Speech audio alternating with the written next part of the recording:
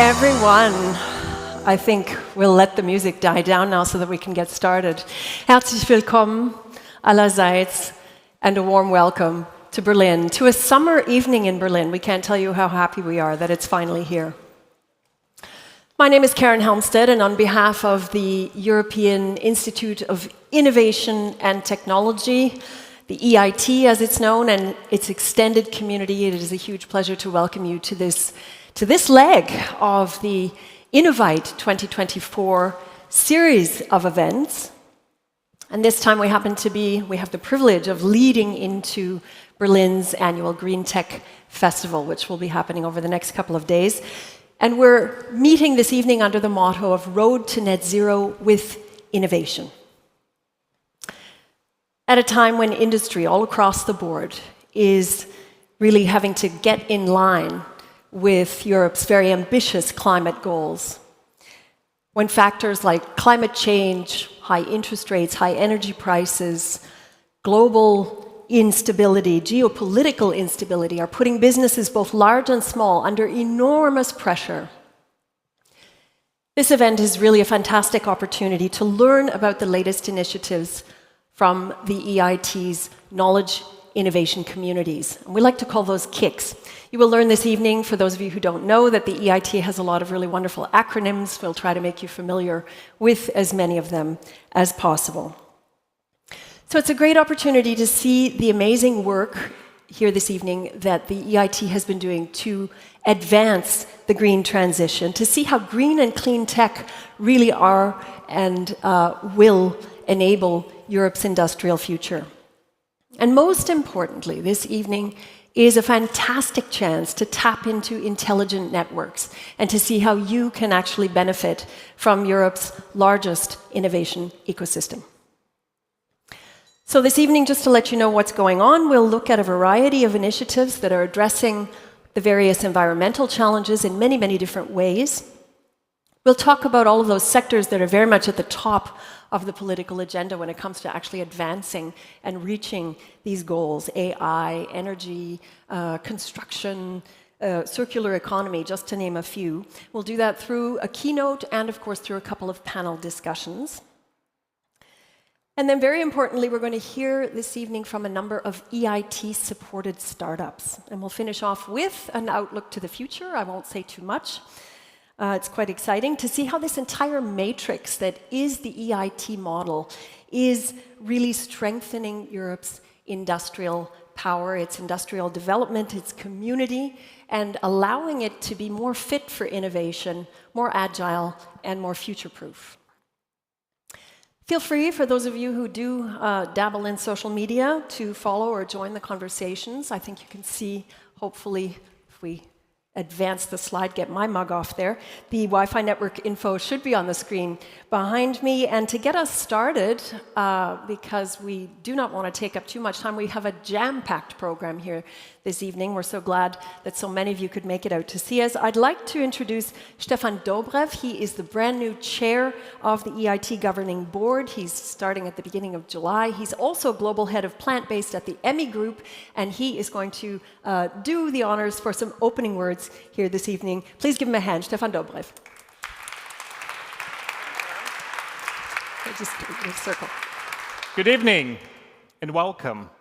It is my great honor and privilege to welcome you to Berlin tonight on behalf of the European Institute of Innovation and Technology. I do want to talk about the role we can play together in building a greener, healthier, more digital future for Europe. A greener future is something we have all convinced ourselves we need. A greener future needs innovation. This is why we're here. This is why we talk of green tech. This is why we talk of innovation.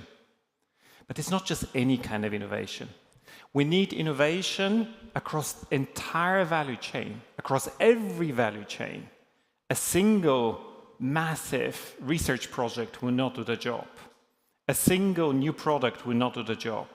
If we're going to make transport greener, if we're going to make infrastructure greener, materials greener, food greener, there are thousands of elements that need to come together. You're not going to convert mobility to electric or CO2-free mobility without changing the charging infrastructure. You're not going to change charging infrastructure without green energy. You're not going to have green energy without wind. You're not going to have wind without a better grid. And you're not going to have any of those without new materials, or any of those without research, or the students who now do their PhDs and will be the researchers in the future. You do need to bring it all together. We do need to work together. The European Institute of Innovation and Technology exists to catalyze this kind of collaboration.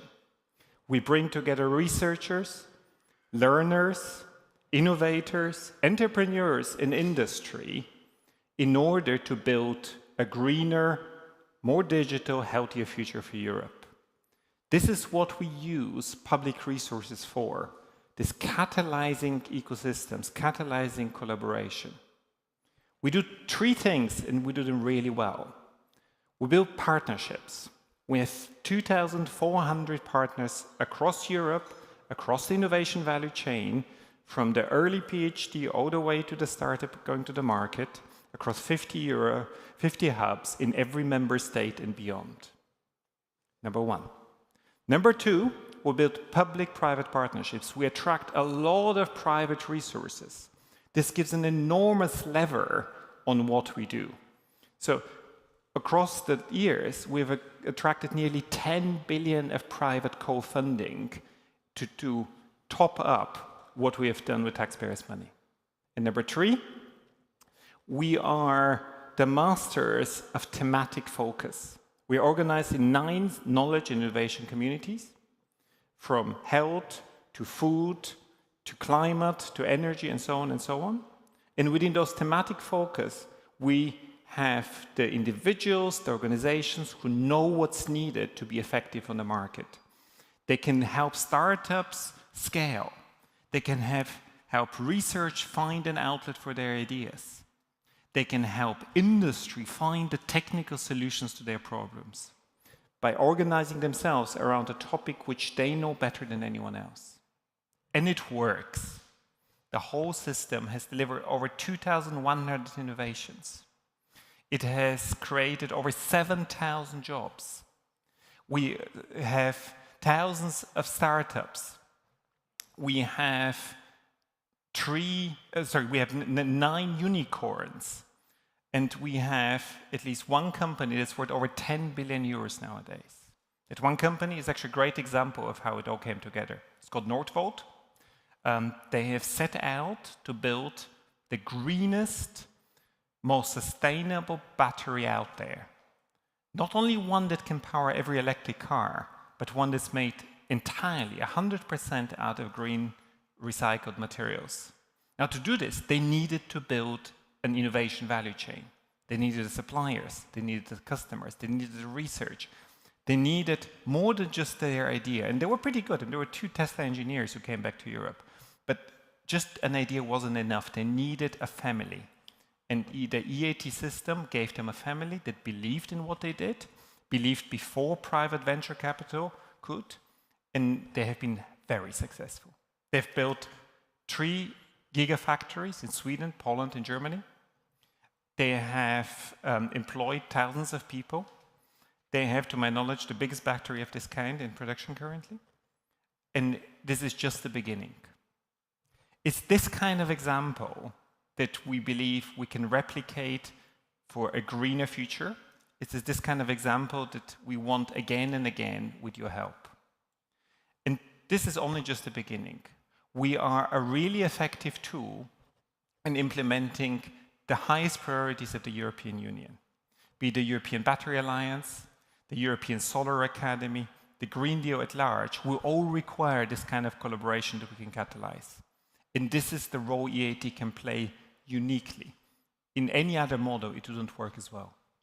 So therefore, we're looking forward to the next challenge. You might ask, so what next? Fine, you've got 9 topics. Europe faces many more than 9 challenges, we know that. Many more to come. The one we can already talk about, which we believe has good chances if the Commission approves it, is water.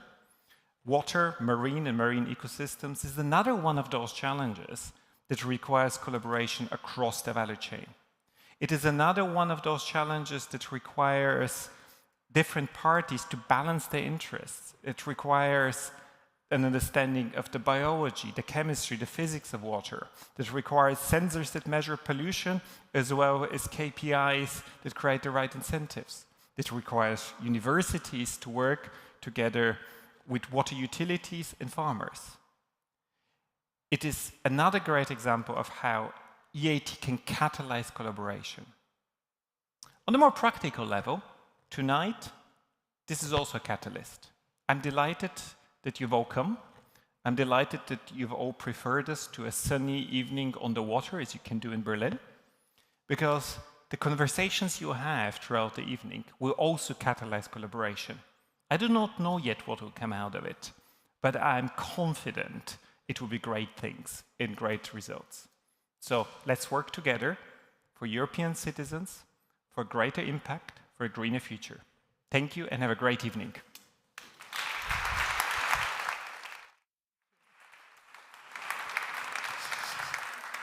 Many thanks to Stefan Dobrev for that overview of the EIT. I have to say it's the best one I've ever heard yet. I'm so glad they made you chair of the EIT Governing Board. So we'll be hearing lots more from Stefan in the months and years to come. Just a reminder that the EIT is, of course, part of the Horizon Europe Innovation Framework, the aim of which is to turn ideas into scaled reality by connecting the partners and the investors and the expertise and their expertise with young talent. So Stefan put that together very, very nicely. And key, of course, to the success of the EIT model are its connections to industry and its active support of the innovations that actually drive industry to transform. And so on that note, we're going to hear from a key industry partner of EIT manufacturing specifically. Dr. Nikolai Arde is the Executive Director of Group Innovation at Volkswagen Group, and we are very pleased to have him here for some words on their behalf. Please give him a warm welcome. Nikolai. Thank you so much. And it's a big honor for me to speak in front of this distinctive audience. Yeah, and it's a very good reason, Stefan, to be here. And also, we have this nice weather outside. It's a much better place to be here to network, and we already did this evening.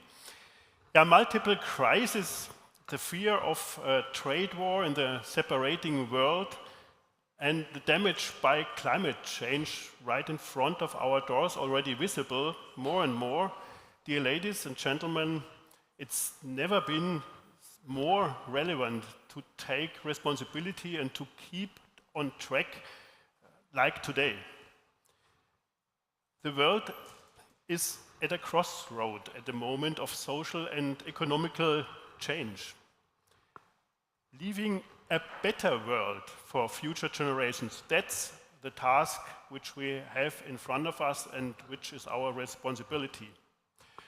The transport sector accounts already for 17% of global greenhouse gas emissions. I think this figure is well known all over the world. And the pity is that Volkswagen already is counting for 1% of those CO2 emissions. But it's not sufficient, of course, to just avoid those emissions. No, it's all about to have a positive impact with our business, with our industry towards environment and society, and hence becoming a nature and societal positive mobility provider. That's the driving force of our new strategy, which we call Regenerative Plus. It's just released very recently. That means for nature to become, of course, an overall net carbon neutral company, that's obvious, but also to continuously to reduce our demand of primary resources. Circular economy has been already mentioned. And also for our industry, very important to support biodiversity, which is something which we got very familiar. Meanwhile, of course, paving all these grounds with our factories, that's reducing and endangering biodiversity, and it's us to renaturalize our factories. Well, as a result, of course, obviously, the CO2 footprint of our cars is to be reduced, and it can be not better done like with pure electromobility. But we also have, of course, and are to neutralize our factories down to zero, which we aim to be there at 2040. And, of course, we have to be nature positive in terms of resource consumption, and this means we have to use circular materials instead of primary materials. So, for instance, our new ID bus, which is a nice product, I can tell you, already contains 25% of recycled materials, which is quite a benchmark in the industry already. But there's room for improvement, of course, and we have to speed up in order to get up to 40% at least until the end of the decade, which is also our target. And well, already, of course, 90% of our suppliers are to commit the Paris Agreement, obviously, of course. At least this is in our specs. Green charging in the use phase of our vehicles is, of course, also an important target. But at first, we need the charging infrastructure, and as we cannot rely on the public ambitions there, we have to care for the target, for the infrastructure, for the charging infrastructure, and therefore we have not only our own affiliate, ELI and partners, but also important partnerships like Electrify America, like Unity, like HAMS, and with that means we will set up more than 40,000 high power charging stations until 2025. And 18,000 of them will be in Europe. And it's, of course, to supply them with green electricity. That's obvious. And this cannot be done by us alone, of course, but we are heavily supporting in building wind parks and solar parks. So, for instance, in Tram-Göthen, that's a place in Mecklenburg, in northeastern Germany, there's the largest of its kind in Germany with around 420,000 solar panels. So that's these single things which cannot rescue the world, of course, but if everybody would help in that direction, then we perhaps could succeed. Well, and of course, it's about venture capital, and finally, we also invest with a $300 million venture capital fund in Greentech startups, and this venture capital fund went live actually in October last year, and we already have a portfolio of 5 first investments. Yeah, and to renaturalize our sites is an important task to increase again the biodiversity, but not only that. We also invest in a biodiversity fund with up to 25 million euros a year, and that fund will be set up in 2025. Yeah, well, and what does it mean for people?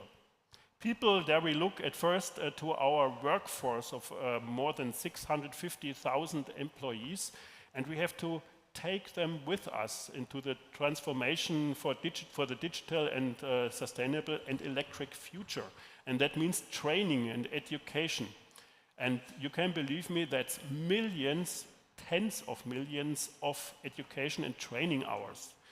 And well, there we see very good opportunity for collaboration, especially with the EIT and the KICS and the European Deep Tech Initiative led by the EIT Manufacturing. Well, in society, of course, we have to take care for a responsible, sustainable and fair supply chain. And already right now, more than 95% of those suppliers have to be well documented, show up with a positive performance in their S rating. Yeah, and finally, sustainability would not be sustainable without being self-sustaining in economical KPIs. Otherwise, it would not self-sustain. So we need also to take care for the business. And the good news is that there are positive business opportunities when we think about circular economy to just save the resources which we don't have to pay as a primary source to reuse it. And for instance, the battery recycling will be a very, very heavy and most strategic relevant field of business in the future automotive business. And you will see in a few years we will have a fight for those used batteries, and we have to really prevent the Chinese ships coming at first with the cars to Europe and then returning back with our batteries. So we have to, we will fight for them to keep them in Europe and to regain the materials from there. Well, that all sounds obvious and easy, but it isn't, of course. In order to get there, we have to push innovation at speed, and that's not only, as Stefan said, single topics and certain lighthouse projects. That covers the whole value chain and has to be done together. And that is where group innovation, our department, comes into play. We are in charge of innovation for all our brands in the Volkswagen Group. And along that strategy, we are to prepare the future of sustainable mobility with a strong focus, of course, on the customer's desires. In that respect, we are pushing 3 main action clusters, namely sustainability, mobility, and AI and digitalization.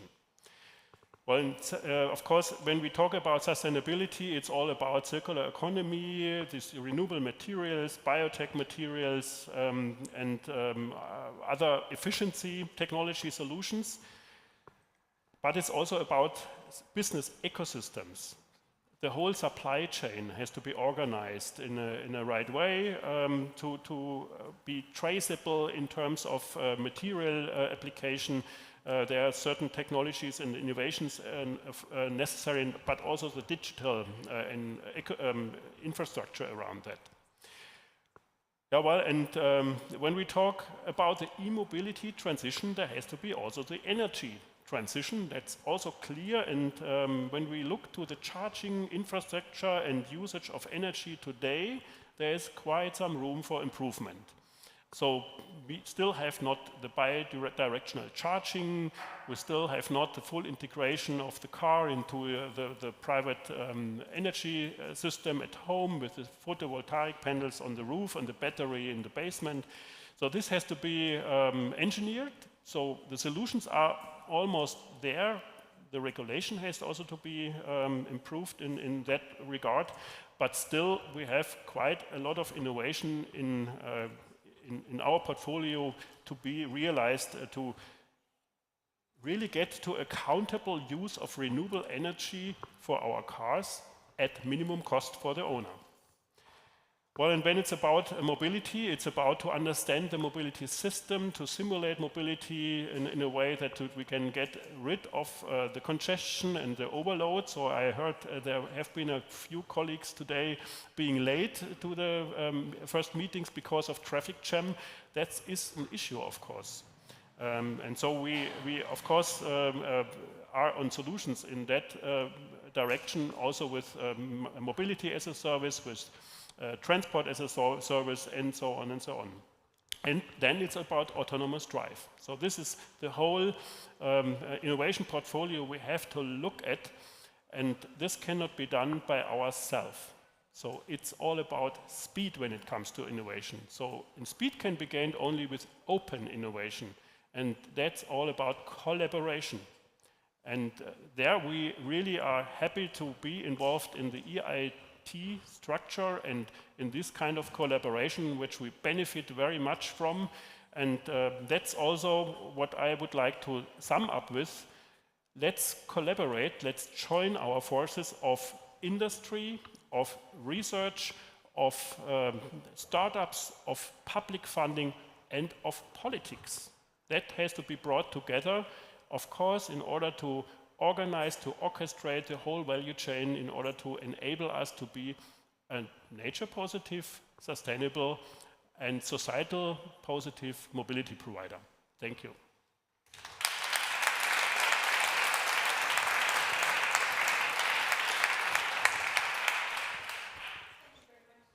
Ardai, for that wonderful overview of everything that Volkswagen is doing. The group, obviously, a very key industry player for the EIT, and he stressed the necessity of the ecosystem as such, because none of this is going to be easy, as we all know. We wouldn't be here otherwise if we thought it would be. We are, of course, also in Berlin, and Volkswagen is a fantastic example, but it would be amiss not to emphasize the huge presence and importance of the EIT ecosystem here in Germany, and how innovation as a political agenda can also advance and contribute to net zero. We're delighted to have a representative here this evening from the German Ministry of Economic Affairs and Climate Action. She's here to honor this event. Dr. Anna Christmann is the government's coordinator for startups and digital economy. So I'd like you to give her a warm welcome, please. And Anna, the floor is yours.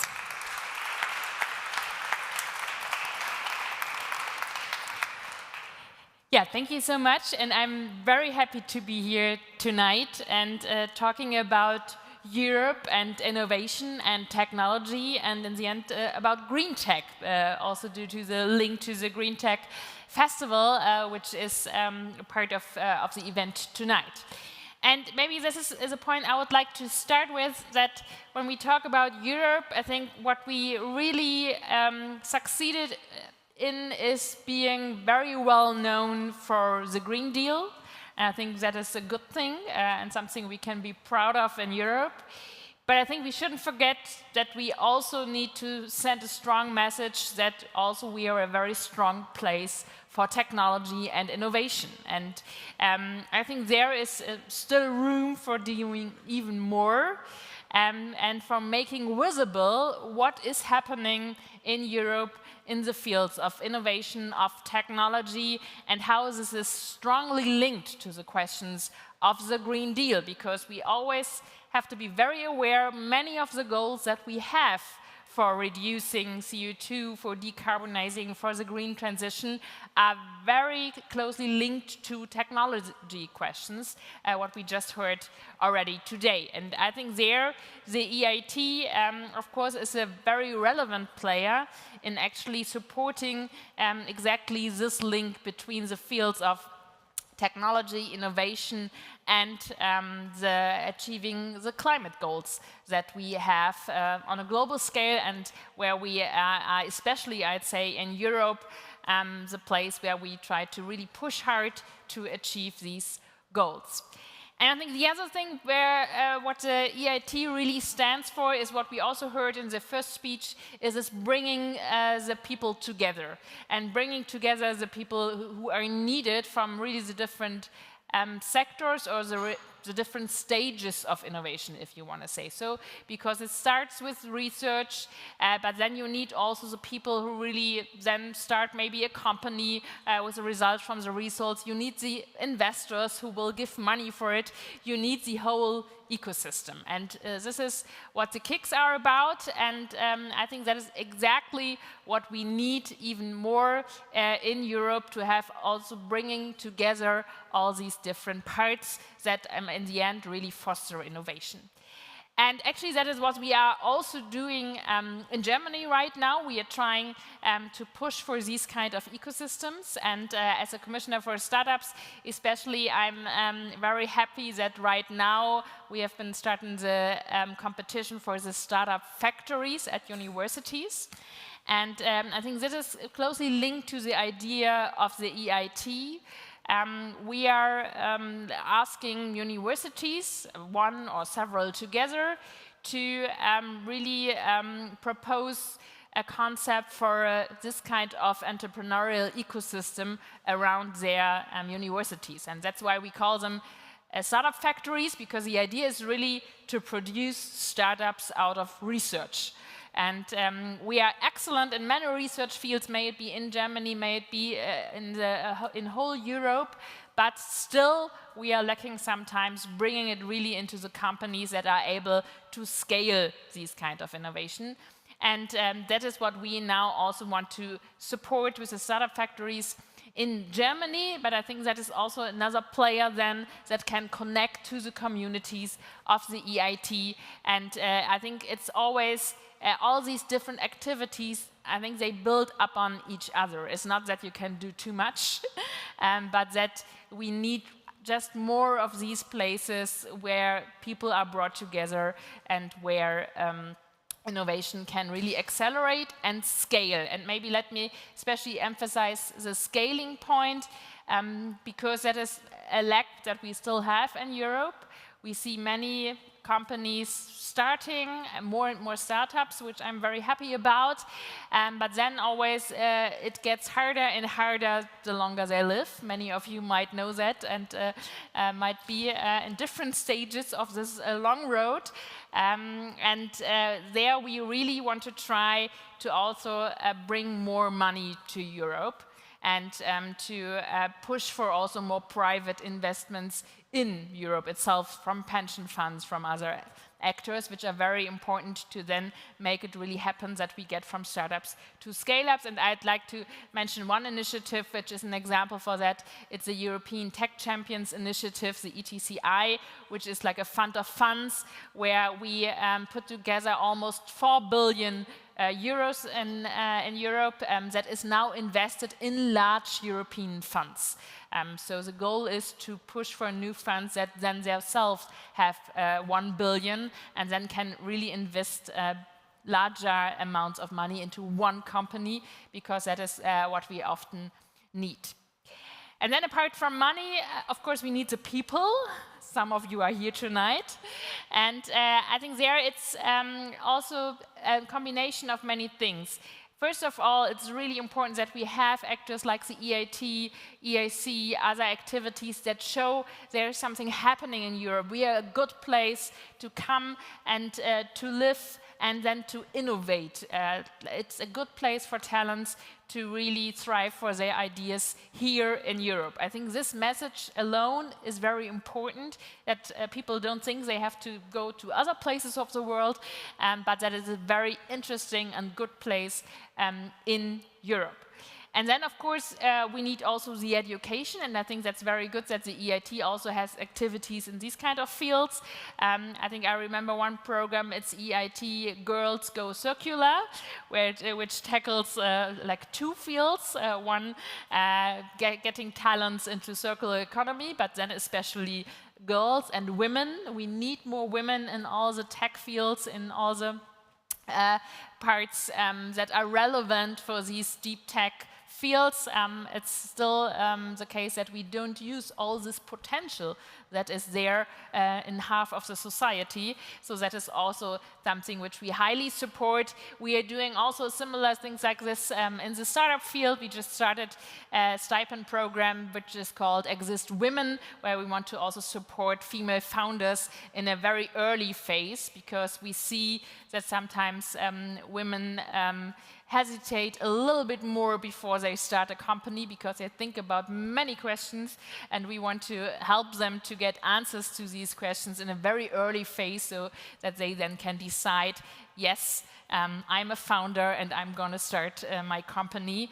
And I think when we get forward in both places, more girls in all the technology fields, in education and research, but also more girls and women who then found the company, I think there is lots of potential that we can use also for all the challenges that we are facing. So to sum up, I think it's very important what the EIT is doing, and seeing all the kicks. I think developing is very important, and I think I'm very happy to have heard the Northvolt example, of course, because we think it's also in Germany a good example how these different things come together, what we just heard in the first speech, because Northvolt decided also to come to Germany with a factory, and one of the important decision points was that we have renewable energy in Europe, in Germany especially, that they can use. So we see there also that different things that are coming together, what also we from the state side have to push forward and to provide that we have the renewable energy now that can be used for these kind of factories, and then having the people who actually use it for these kind of technology and scaling and production of the technologies that we need for really making the green transition happening. So use the evening tonight to network, to profit from all the things that the EIT is doing, and I'm looking forward to see how we can even more collaborate also from the member side, state side. And I mean, in Europe, there's much going on right now. We will have, of course, an election this year and a new period coming up. And I think one of the big tasks will be we're having the Green Deal, but we also need a tech deal on the side of this Green Deal to really make visible Europe is a great technology place, and we should support this in any possible way. Thank you.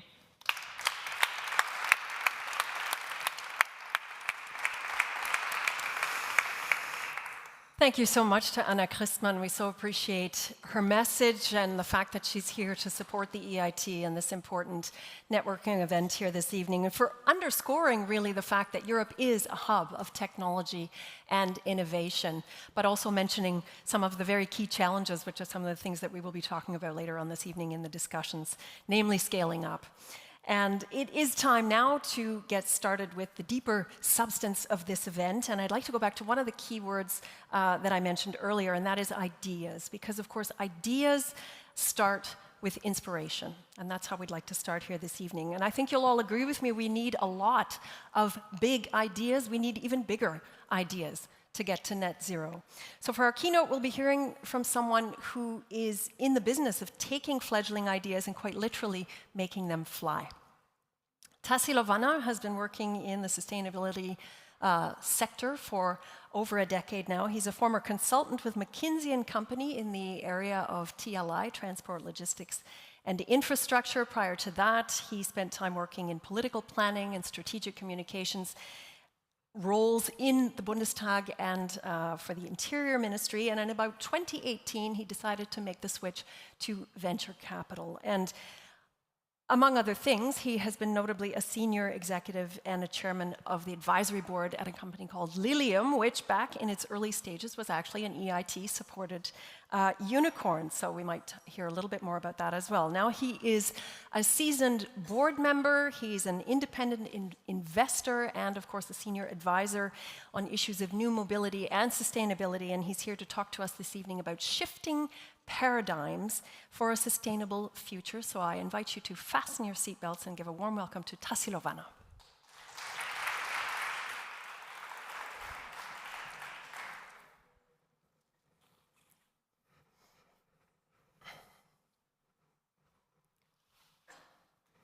I believe that this nation should commit itself to achieving the goal before this decade is out of landing a man on the moon and returning him safely to Earth.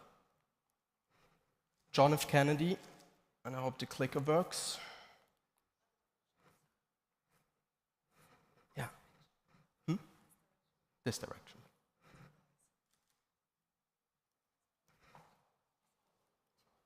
I need help. To the right. Shall I redo it? John F. Kennedy on May 25, 1961, with a statement which back then was perceived as obviously extremely ambitious by all, I guess as semi-insane by many, and objectively certainly hard, if not unlikely, to achieve. Yet, as unlikely it may have appeared in '61, we are all familiar with what happened in July '69, with JFK's promise delivered, mankind reaching one of its most important milestones ever. A milestone that was reached by something that I guess can be characterized as both a marathon, certainly, potentially also as an 8-year sprint. Certainly an effort from which we can learn a lot. In many ways, I think it can serve as a blueprint of how mankind could approach what is certainly one of the biggest challenges and missions of our times: climate change. Tonight, I'd like, together with you, discuss elements which were inherently essential to the race to the moon and the success of that race, and which could become real game changers in our effort to clean up our planet. Number one, vision and ambition. Wow, vision and ambition. Unfortunately, we are far away from being as visionary and as ambitious as we could be and as we should be. Net zero may sound, just as JFK's command, unlikely and far away to many, maybe even provocative, unfortunately, to some. But my claim is that it actually is not ambitious enough and, even slightly dangerously, not inspiring enough. Let's give it a think together. Climate change has already been doing so much harm, obviously. Loss of biodiversity, floods, storms, famines, many more catastrophes. Do we really believe it to be an attractive scenario for this to continuously get worse for years to come, and then to plateau at a certain level, and we as mankind should better get used to that being the new normal? No, of course not. If that really were to be our vision, I wouldn't know what to tell my kids. And I think we should also have all together a lot more sympathy for the new generation who act in a way, or some of them, as if they were of the view that this is everything we can offer to them. Instead, I think we should go much further, just as John F. Kennedy had done. The moon mission, interestingly, was only 1 out of 4 initiatives that he had launched during that one very speech in '61. One of the other 4 being a rocket program to allow mankind to even go much further to travel the whole solar system. So ironically, if the moon had been JFK's moonshot, if he had aimed for the moon, potentially we would never have gotten there.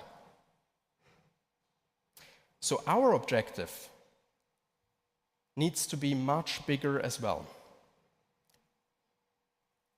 I claim that we should not aim at net zero and stopping climate change, but we should aim for the full cleaning up of our planet.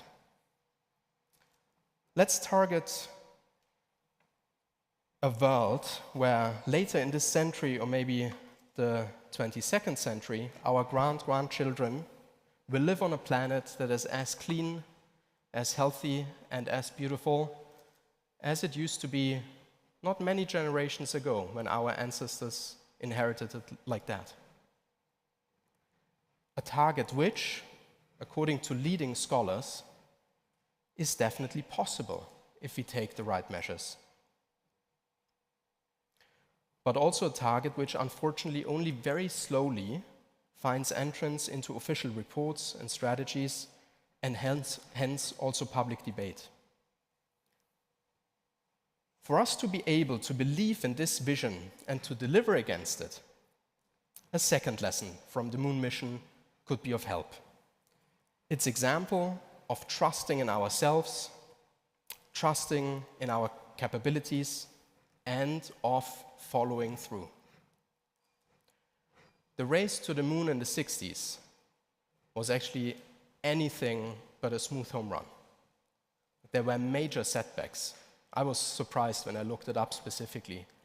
Major program delays, but even worse, a lot of fatalities. 8 astronauts alone lost their lives in training missions for the race to the moon. Yet, no one during the 60s would ever have put the program into question because of that. And no one would have challenged timelines and objectives. If we today, however, follow the news and even the official language of conferences and reports on climate change, we are discovering a confusing cacophony of second opinions, of alternative suggestions, and a lot of question marks. Targets being revoked or demanded that they would be revoked. When Kennedy announced the race to the moon, even leading NASA scholars and engineers had very little transparency over how to get there. There were known unknowns, and there were unknown unknowns yet to be discovered along the way. However, and in spite of all the setbacks, both experts as well as the public were of full trust that this joint effort by government and the economy, that research, development, and academic scientific advancement to be made, and that the invisible hand of the market, and I'll get back to that one specifically in a minute, that those 3 things together would make the seemingly impossible possible. Or, in the language of 21st century venture building, it is not a shame to jump out of the window while still designing and putting together the parachute. But if the team, instead of designing and putting it together, constantly argue over the requirements for the parachute, Houston, we've got a problem. To be crystal clear, I'm not suggesting that the parachute which is necessary to stop climate change is not being built right now. It is being built. My point would even be that it will turn out to be much bigger and much more powerful than what public debate makes people believe it is. The continued cacophony about timelines and targets and are we going to make it comes at the expense of political leadership in the domain, and again, even more dangerously, leads to a certain fatigue of public support for the fight to clean up our planet. It actually hinders us from recognizing how big the parachute is and how much bigger the parachute even will be. Hence, we need a more positive outlook. And this is where the third learning from the moon mission is coming in. We need a smart rollout. Smart both in terms of prioritization as well as communication. The race to the moon became a success because of 3 elements. A, the program focused on what was possible, even if challenging. B, the program relied on the invisible hand of the market to make those possible things actual things. And C, the program communicated and celebrated successes very well along the way, reinforcing hope and trust and securing public support for the mission. To put it very diplomatically, and we are part of the community who are leading the debate on that, to put it very diplomatically, we are not there yet with respect to all 3 examples. On A, the political as well as the public as well as the expert debate is still not considering everything possible, but it's actually limiting itself to a very small part of the scope. In fact, the potential of carbon sequestration, which from my perspective and also perspective of independent scholars in the field, is very likely to be our biggest hope, is still being mostly ignored, if not being looked down upon. On B, many stakeholders still seem to have not understood that this challenge is too grave and too pressing for it to be politicized. Decision makers are still demanding that profits from emission-reducing projects, including the ventures that are represented here, should be socialized and invested into the fight against climate change. Let's give it a think together. 20,000 companies contributed to the moon race by developing for NASA and by supplying to NASA. If JFK in '61, in his famous speech, would have announced that all their profits would have to go into NASA's budget, who of the 20,000 companies would have taken on the challenge and would have done the necessary innovation and design and production? And on sea, we have not yet established a culture of celebrating successes along the way. Quite the contrary sometimes. Just this past week, the largest air capture plant in the world, 10 times larger than the so far biggest one. What a leapfrog, was being opened in Iceland. Through 2030, which sounds far away, but it's over the next 6 years, it will remove 1 million tons of CO2 from the atmosphere. But instead of spreading the word, I mean, was that anywhere frontline or front page news? Instead of spreading the good news, celebrating this breakthrough and encouraging governments and private money to follow that example, significant elements of, and I'm saying our community, I'm part of it, you're part of it, and then followed by media, because we are the experts, they are the experts, focused on potential risks and downsides of such a project. And I'm asking myself, what's the alternative? Karen and I, and Karen, let me use this opportunity, thank you for the kind introduction, and also let me thank EIT for having me, and congratulations on this conference and the very important networking opportunity here. Karen and I had agreed that during the talk in a minute, we're going to focus on good news and encouraging examples. So let me close with a few avenues along which can be looked at them. Never in history, by far, never in history, it's a hockey stick. Never in history, more capital, private and public, has been invested into projects aiming at stopping and reversing climate change. Never in history, and that's also an impressive hockey stick, more capital, private and public, was being invested into funds that will invest even more money into such projects. On the emission reduction side, we have, from my perspective, certainly passed the conceptual and, to a large extent, design phase. This is a big, big implementation game that we're right in the middle of, and that's amazing. If you look at the hockey sticks of solar take-up around the globe and many other things, it's just amazing what is happening there. Let's be conscious of that. And on the removal side, while the implementation also has started already, even more powerful concepts are still being developed and are leading to a funnel of projects big enough for us to confidently look ahead.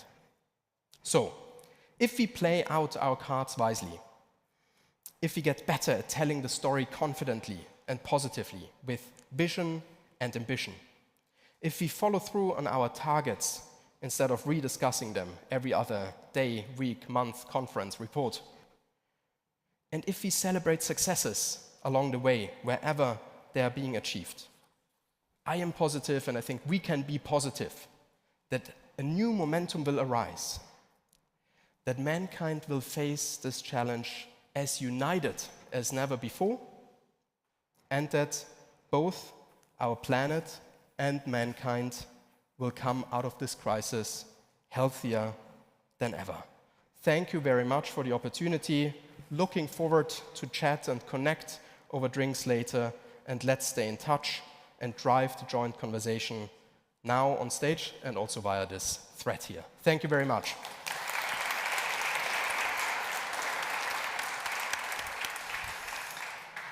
Thank you so much, Tassilo Vanna. Do you want to stay where you are and I'll sit here? Or would you like to switch places? Yeah, you can be in the middle. Thank you. A great analogy with the moon mission. We had talked about it before. we're on the right track with the Green Deal, obviously, here in Europe, but we're not ambitious enough and not inspiring enough. We need to believe in the goal. And really, it's a lot about changing the language, is what you've said here. It's a huge communication challenge that we're facing. Why are we so caught up with presenting just the downsides? I wouldn't even want to look into the back mirror and like blame people who have established that, that story or whatever. Finance is there, private and public, projects are lining up. It's amazing what is being done out there, both again on the avoidance as well as on the sequestration side. Not just going to deliver. What I'm really concerned about, father of three and very engaged in the community and everything, like latest IPCC report, right, was highlighting, and it was one of the key themes, the mental health crisis that will come from people being depressed about climate change. I mean, this is not a generation that is going to then fix it if we depress them so much by only focusing on like, oh my gosh, we are now, hitting this goal again. No, let's look ahead and see, what is in the cards long term. I'm not arguing away that, I've referred to the famines and the floods and the biodiversity challenges. Of course, everything is disastrous. However, it doesn't help if we now focus on everything that we are not achieving, because short-term, many things we are not going to achieve. Even if we were to switch off all emissions, that very second, right? That doesn't heal the planet. It doesn't clean the planet. We have to do the sequestration game under all circumstances. As we have to do it, we are going to do it. It is being done already. And as it is being done, and as it is scaling so hockey stick, the planet will be cleaned up. It's only a question of when it will. But this positive element of the discussion is something really close to my heart, that we should also, all the other things also have their right to be addressed, right? But also that should be part of the larger picture that we should be taking, so that optimism can spread. So really just a revamping a modern yes we can philosophy that looks beyond current administrative periods, obviously, and it's interesting. You mentioned sequestration. You mentioned it briefly in your talk, and we spoke before this evening, obviously. And I really liked the distinction that you made between something called avoidance projects and sequestration projects. And I'm wondering if you could describe for our audience just exactly what that means, what you mean by that, and give us some examples. Yeah. Like I'm typically using, and Anna is not only the coordinator of the federal government for startups, but also for air and space industry. So I came up with a few air and space examples. Can't deny it's also my background. Yes. I typically liken that to an aircraft or a space shuttle that is about to land. And the brakes of a space shuttle are not, or had not been, strong enough to brake it on the runway so it would stop in time. So there's the parachutes coming out there. And the limited runway is basically our runway against the destruction of the planet because of the emissions that have been caused already. And our brakes, as we are approaching that runway, are just not strong enough, right? Or the runway is not long enough. This is what I was just referring to. Even if emissions overnight today would stop, we still would have a problem. Even if we would brake 100% now, like on that runway, given the speed that we have, we can't do it. So we need the parachutes. And the parachutes in that image basically are opposed to projects that are basically reducing emissions, which also needs to be done, right? Don't get me wrong on that. And there's fantastic projects out there that address also really the biggest chunks here. On top of that, and completely independently from that, it also takes sequestration projects, our parachutes that help us brake much faster. And then beyond a brake, right, I'm claiming that we can, in that image, even get the aircraft reverse, right? Because we can clean up the planet again. So this would be projects that are sucking emissions out of the atmosphere. And there's many, many different examples of how to do it. There's kind of chemical, almost mechanical mechanisms as the one in Iceland that we looked at. But there's obviously also a large chunk of it coming from restoration projects, be it forests, be it swamps, be it seagrass and whatever, and many more. I also count as part of them, and leading scholars do, timber construction. We need to shift our construction industry from cement, which is, if cement were a country, it's the second largest emitter after China.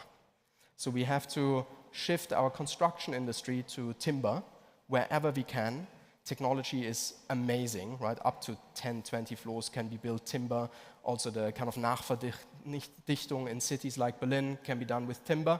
And that is basically also a way of sequestering emission out of the atmosphere, because the timber will be around for nowadays, construction that is being done now.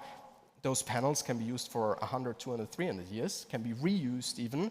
So that is almost permanently, but at least kind of over that time horizon, sucked out of the atmosphere. And there's like Hans-Joachim Schellenhuber, for example, has been leading a study on that. If we were only to focus on construction alone, that alone has potential to rescue the planet over 150 to 200 years. If we add on other means, then it will be a much faster timeline. Mm-hmm. So is that what you mean, for instance, when you talk about relevant levers with regards to challenges like climate action?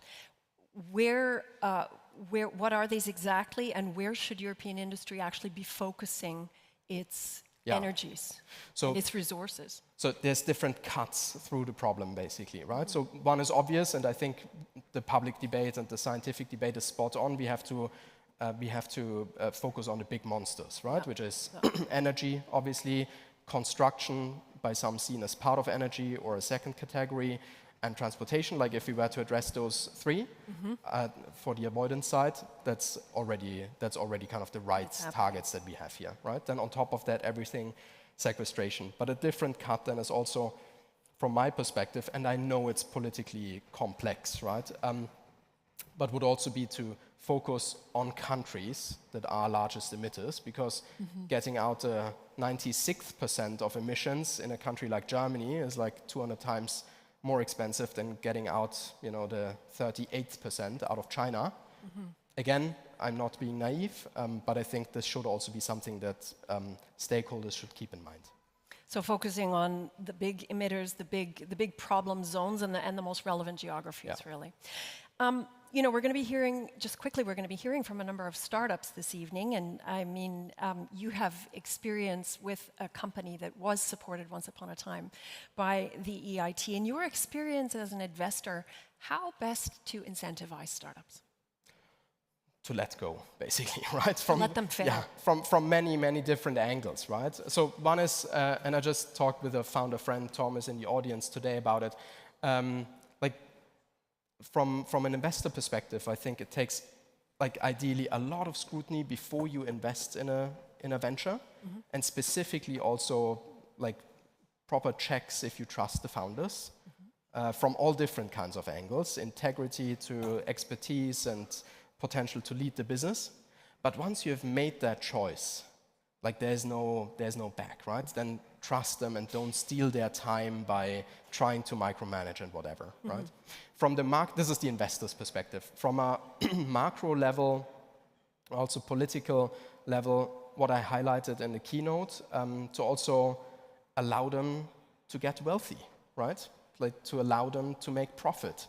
And then ideally not only the founders, that would be the one ask, and I think there's potential for Europe to catch up against the US and other places, is also with respect to options for employees, right? So that more talent, also senior talent, also seasoned talent from industry and beyond, have better incentivation basically to join younger projects. So you've mentioned a number of the sectors that you're involved in. You're involved in multiple projects, obviously, with the construction, drone automation solutions, EV distribution. All of these have a focus on reducing CO2, and you are very well acquainted, as a result, with European regulation, which, of course, as we know, can be the trailblazer that we want it to be here in Europe, but it can also be a massive hindrance. So how can European regulatory frameworks better foster innovation and investment when we look sort of beyond what's happening, obviously, in this extremely important ecosystem of the EIT? Yeah, so also here maybe different layers. When it really comes to regulation itself, the core of regulation, I'm not as unhappy as most people would think, right? That startups have to be, right? Because if a product fits in, not 100%, but 90%, typically European Union has a good track record of making that possible, actually. Exactly, and I'm glad to hear you say that, because but the prevailing narrative is often that it is a hindrance. I can give a real-life example from my time as executive with Lilium.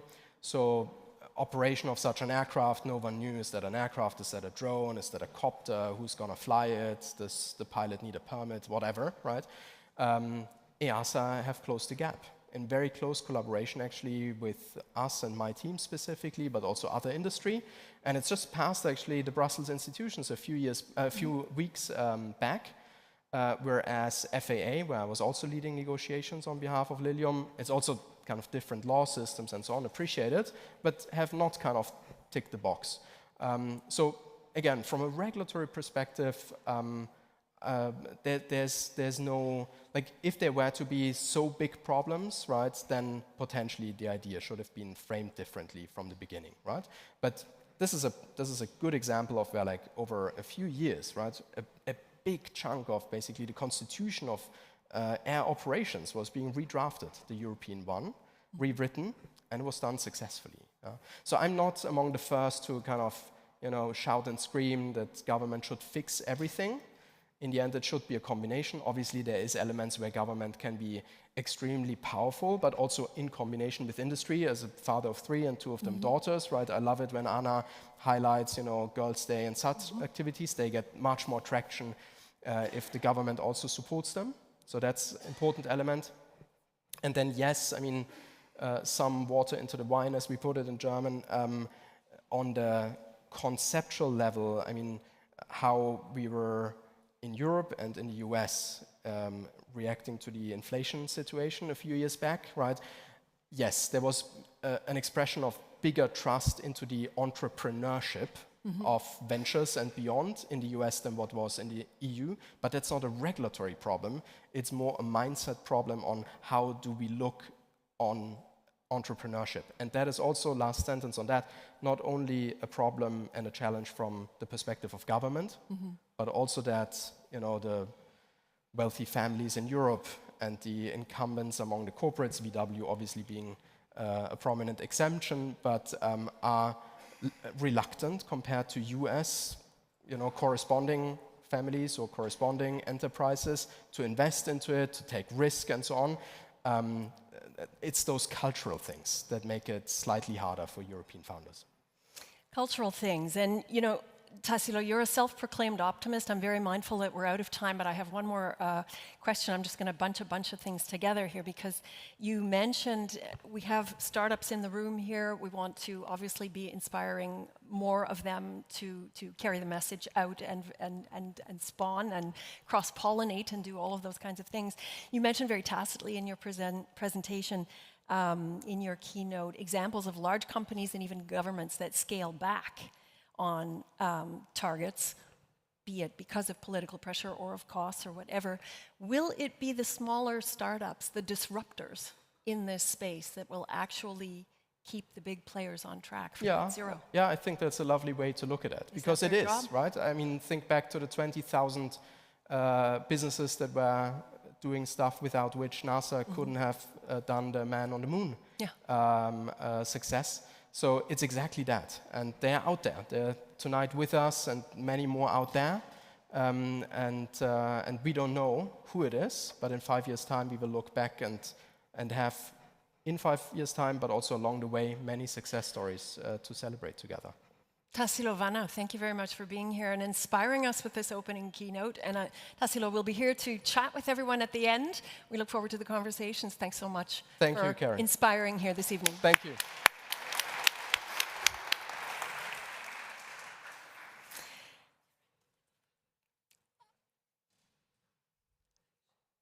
We have a little clicker that likes to be where it's supposed to be. After that inspiring launch, so many great insights there, it's time to look at how the EIT community is also inspiring future generations of girls. Anna mentioned it earlier, the Girls Go Circular initiative is just one of the initiatives that we want to sort of make you a bit more familiar with here this evening. Solène Moutier is the education project specialist for that initiative, EIT Girls Go Circular. So please put your hands together so that she can come up and tell us a little bit more about it. Welcome, Solène. Thank you. Good evening, everyone. Thank you for having me. My name is Solène Moutier. I work for EIT Raw Materials, and I'm here to talk on behalf of the EIT Community Girls Go Circular project. So we had some nice introductory words already pronounced about Girls Go Circular, but I'm happy to tell you a bit more. We started 3 years ago, the Girls Go Circular project, focusing back then on South and Eastern Europe. And 3 years later, we've now trained 40,000 girls across more than 30 European states. So we're very happy with how far we got in so little time. So what do we do exactly when we say that we train those girls? We help them develop digital and leadership skills by developing a platform called the Circular Learning Space, which is an online learning platform to explore the topic of circular economy applied to different sectors. So all the different KICs got together and using their own expertise developed those learning modules to discuss circular economy applied to, let's say, the health sector. So how can we do so that hospitals of the future are less polluting than nowadays? What to do with fashion, how can we turn into more circular fashion, what to do with artificial intelligence, with robotics, how to address climate change in the cities, in the way that we conceive cities nowadays, or sustainable mobility, or e-waste. So you can just name them. We have 18 different topics that cover circular economy, and we leave it up to teachers or students to select what they're interested in.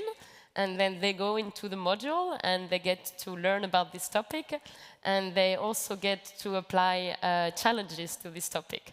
So we're very proud to use this challenge-based learning method, so where we recontextualize the use of science and technology with real-life societal challenges. So we use role-play exercise. We ask the students to put themselves in the shoes of the mayor of Berlin, and they need to change citizens' behaviors by developing certain measures in place. Or we ask them to put themselves in the shoes of a CEO of a manufacturing company who wants to get rid of plastics and needs to come up with alternative packaging, for instance. For every module, we provide them with a digital tool, and we teach them how to use it. It can be, for instance, how to create a website, how to design a phone application, how to learn the basics of machine learning, how to, for instance, learn how to program a chatbot. So we have different levels. We target students between the age of 14 to 19 years old, so high school students, and of course we have different complexity levels. We also work on their entrepreneurial skills, so we help them get to learn how to work together, take the initiative, think ethically, develop a business plan, this type of skills that are very, very important also for their future. As I say, so far we managed to train 40,000 girls. We do the program mostly in classrooms, so we also include the boys and other gender to discuss, why is this important? Why do we need specific measures like this? Why is there this gender gap, and what to do to fix it? So it's very important for us to deconstruct gender stereotypes by showcasing role models, female role models within the modules, like some of the women who are pioneer in their industries, who are CEOs of their companies in Europe, and who really contribute to the circular economy. So this is all very important for all the reasons that were mentioned before. We need to tap into this pool of potential talents in Europe. We need to make sure that girls feel empowered enough to go into STEM studies and ICT studies. And for this, we believe that it's very important to give them this to provide them with this idea that science and technology are essential also for the green transition. And this is something that resonates quite strongly with this new generation. If they feel empowered, that can help them become change makers, that they don't have to, feel powerless facing climate change. This is something that we believe can be really a very force of attraction for them into the STEM fields. And that could be one of the reasons why they decide to go into engineering careers, because they find out what are the real applications and how this can help driving positive change. We also showcase some of the deep tech innovations that are happening in Europe. So in this sense, Girls Go Circular also contributes to the EIT Deep Tech Talent Initiative to try to open them to this world of innovation within Europe. So that's also one of the things we're very proud of. As I say, it's an online program, so we have this platform available free of charge for all the students. It's translated in 24 languages. We started the program in Germany last year, and we're always looking for opportunities to have partners helping us connect in Germany with certain schools or networks of schools that could be interested in our program. So if you have any questions for me or any remarks, I'll be here all evening, so please come and talk to me, and I'll be very, very happy to tell you more about this project. Thank you very much.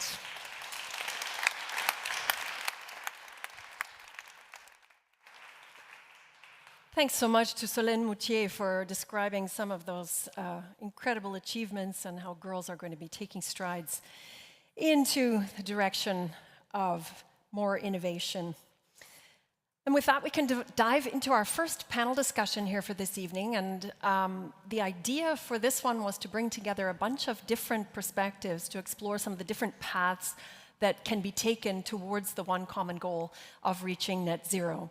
And as we've heard, it is a challenge, remains a challenge, but I'd like you to join me in welcoming our panelists here this evening, and I will move over to this end of the table, and I would just ask everybody to come up and kind of, we're going to be a bit cozy here, but take a spot at the table.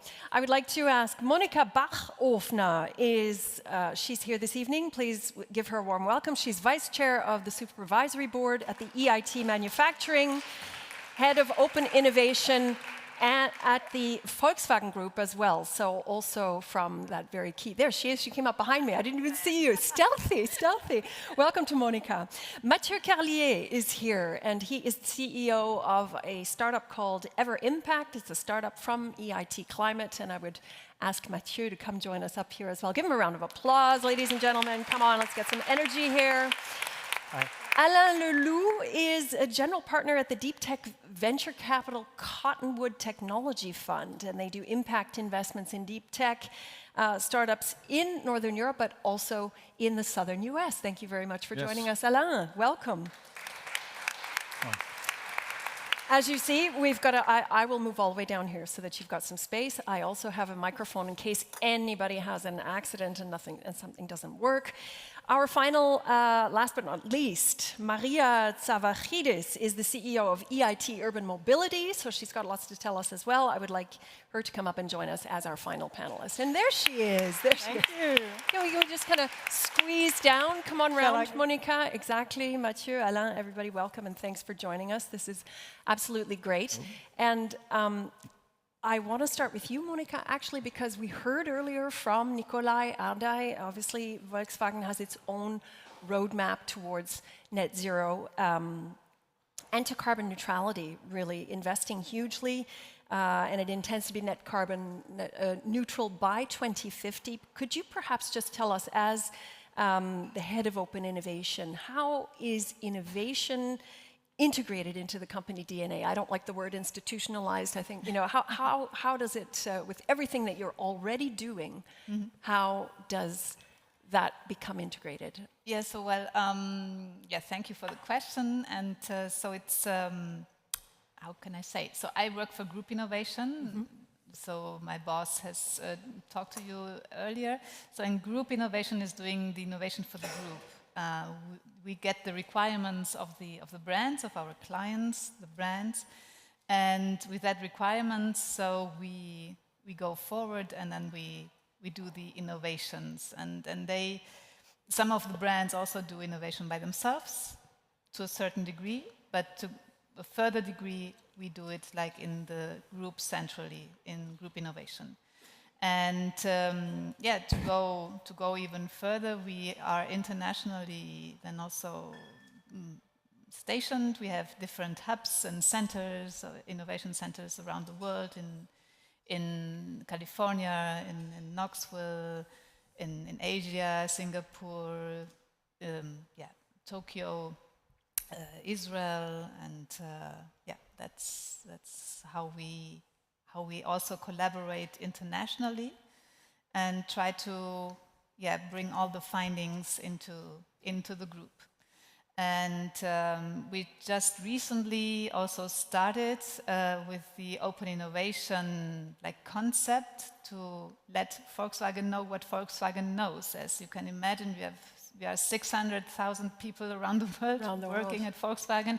So there are many great minds there thinking all the time, but so we don't know everything, and we try to make it transparent. We have now the board tasked to do that, and so my role as head of Open Innovation Unit at Group Innovation is first to know, internally, it's a huge work, what Volkswagen knows, and then also to bring the other ecosystem around the world, and perhaps you can just give us a concrete example of VW's collaboration with the EIT to achieve some of those company goals.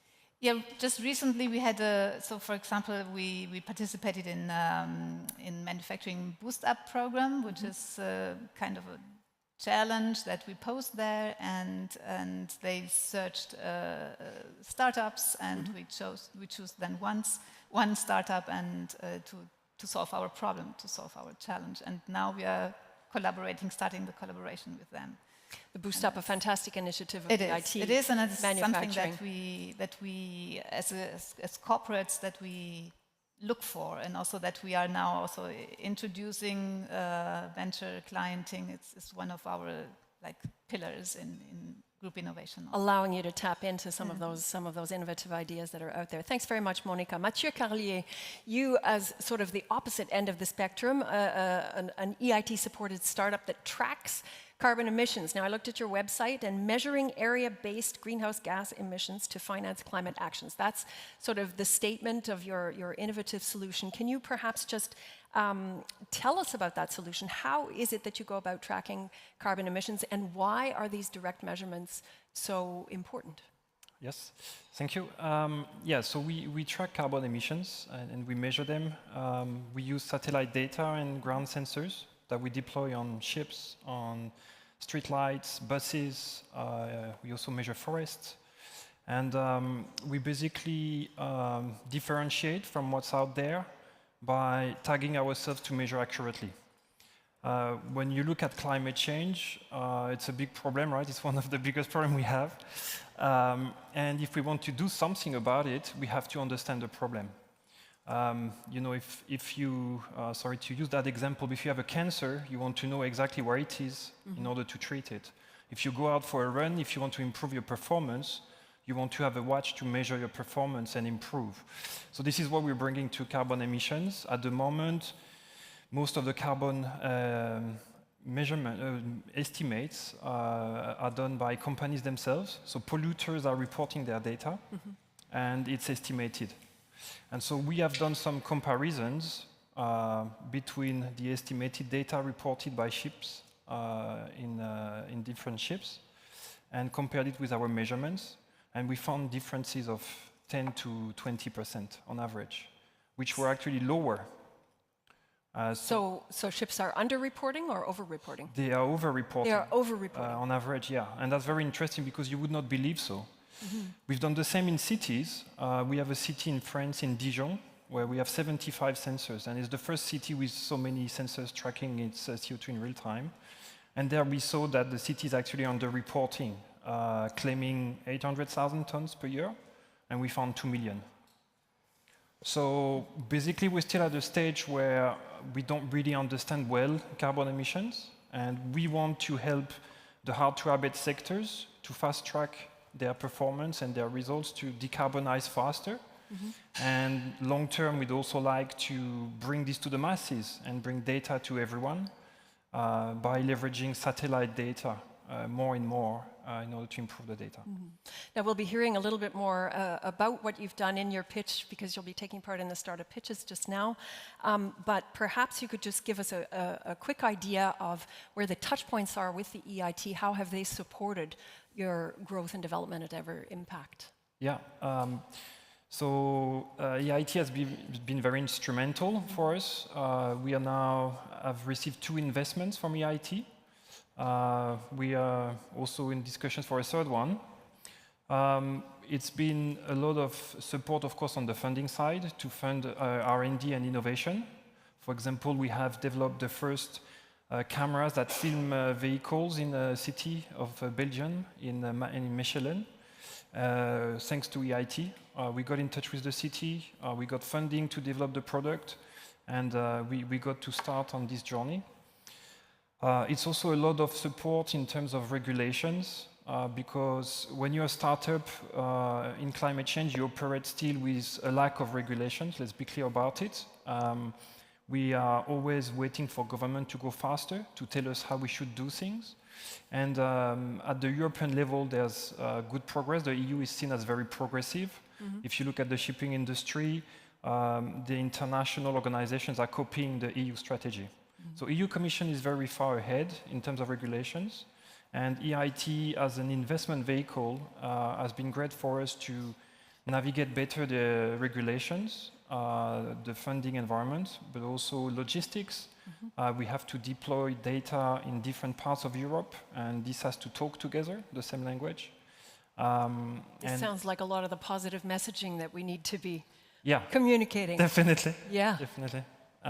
So for us as a startup and young company, it's great to have a body like EIT to really support us in the innovation and help us bring the new technologies, the technologies of tomorrow, to bring them faster to market.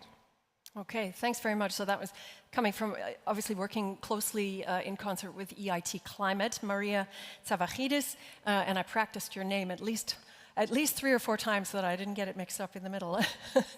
CEO of EIT Urban Mobility.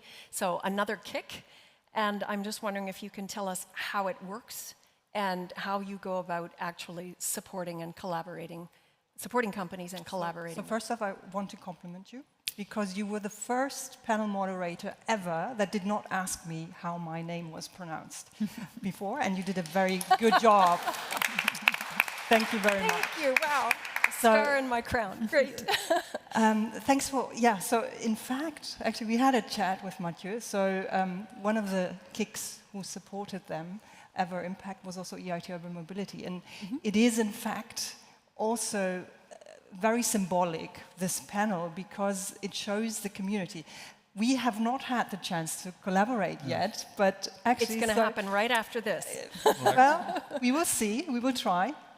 But Monica has become a great ambassador for EIT, but you might not know, she was involved in EIT Urban Mobility in the very beginning, so helped to set it up, and so we were lucky and happy to support Ever Impact as well. And this is what it's about, a kick, right? So I think of it like this: it's much more than that. It's much more than that, and it is really a network of networks that we are facilitating.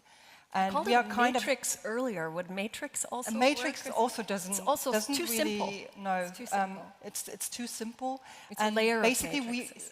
So we are relying on the great networks, local networks out there, the great ecosystem agents. So if we're talking about startups, for instance, so the way we support startups to expand, to grow into new markets, is that we identify the best local, startup ecosystems and agents. For instance, we're working in France, in Paris, with VIED.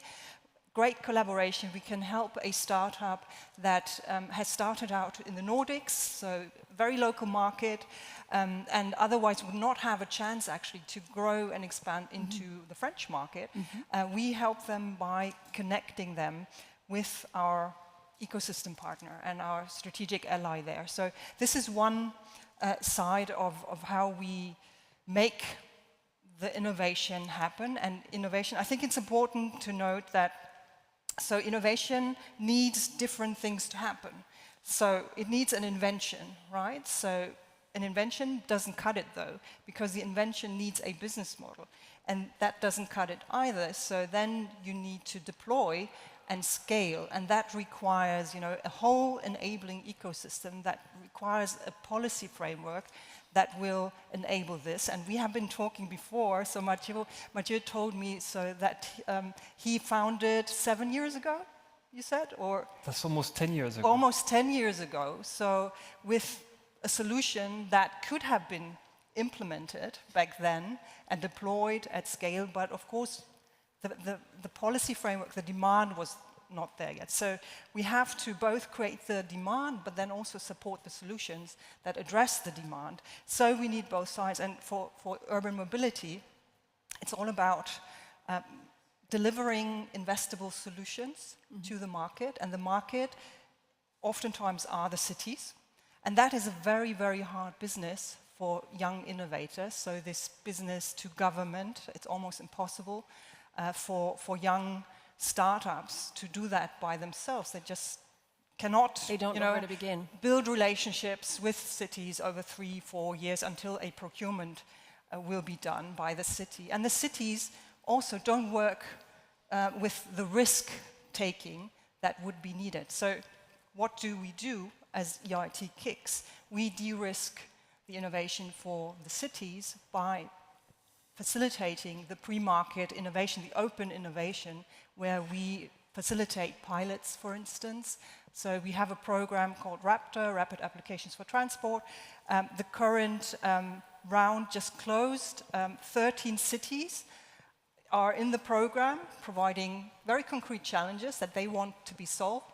And for those 13 challenges, we had an overwhelming 190 innovator startups that applied to deploy their solutions in the cities.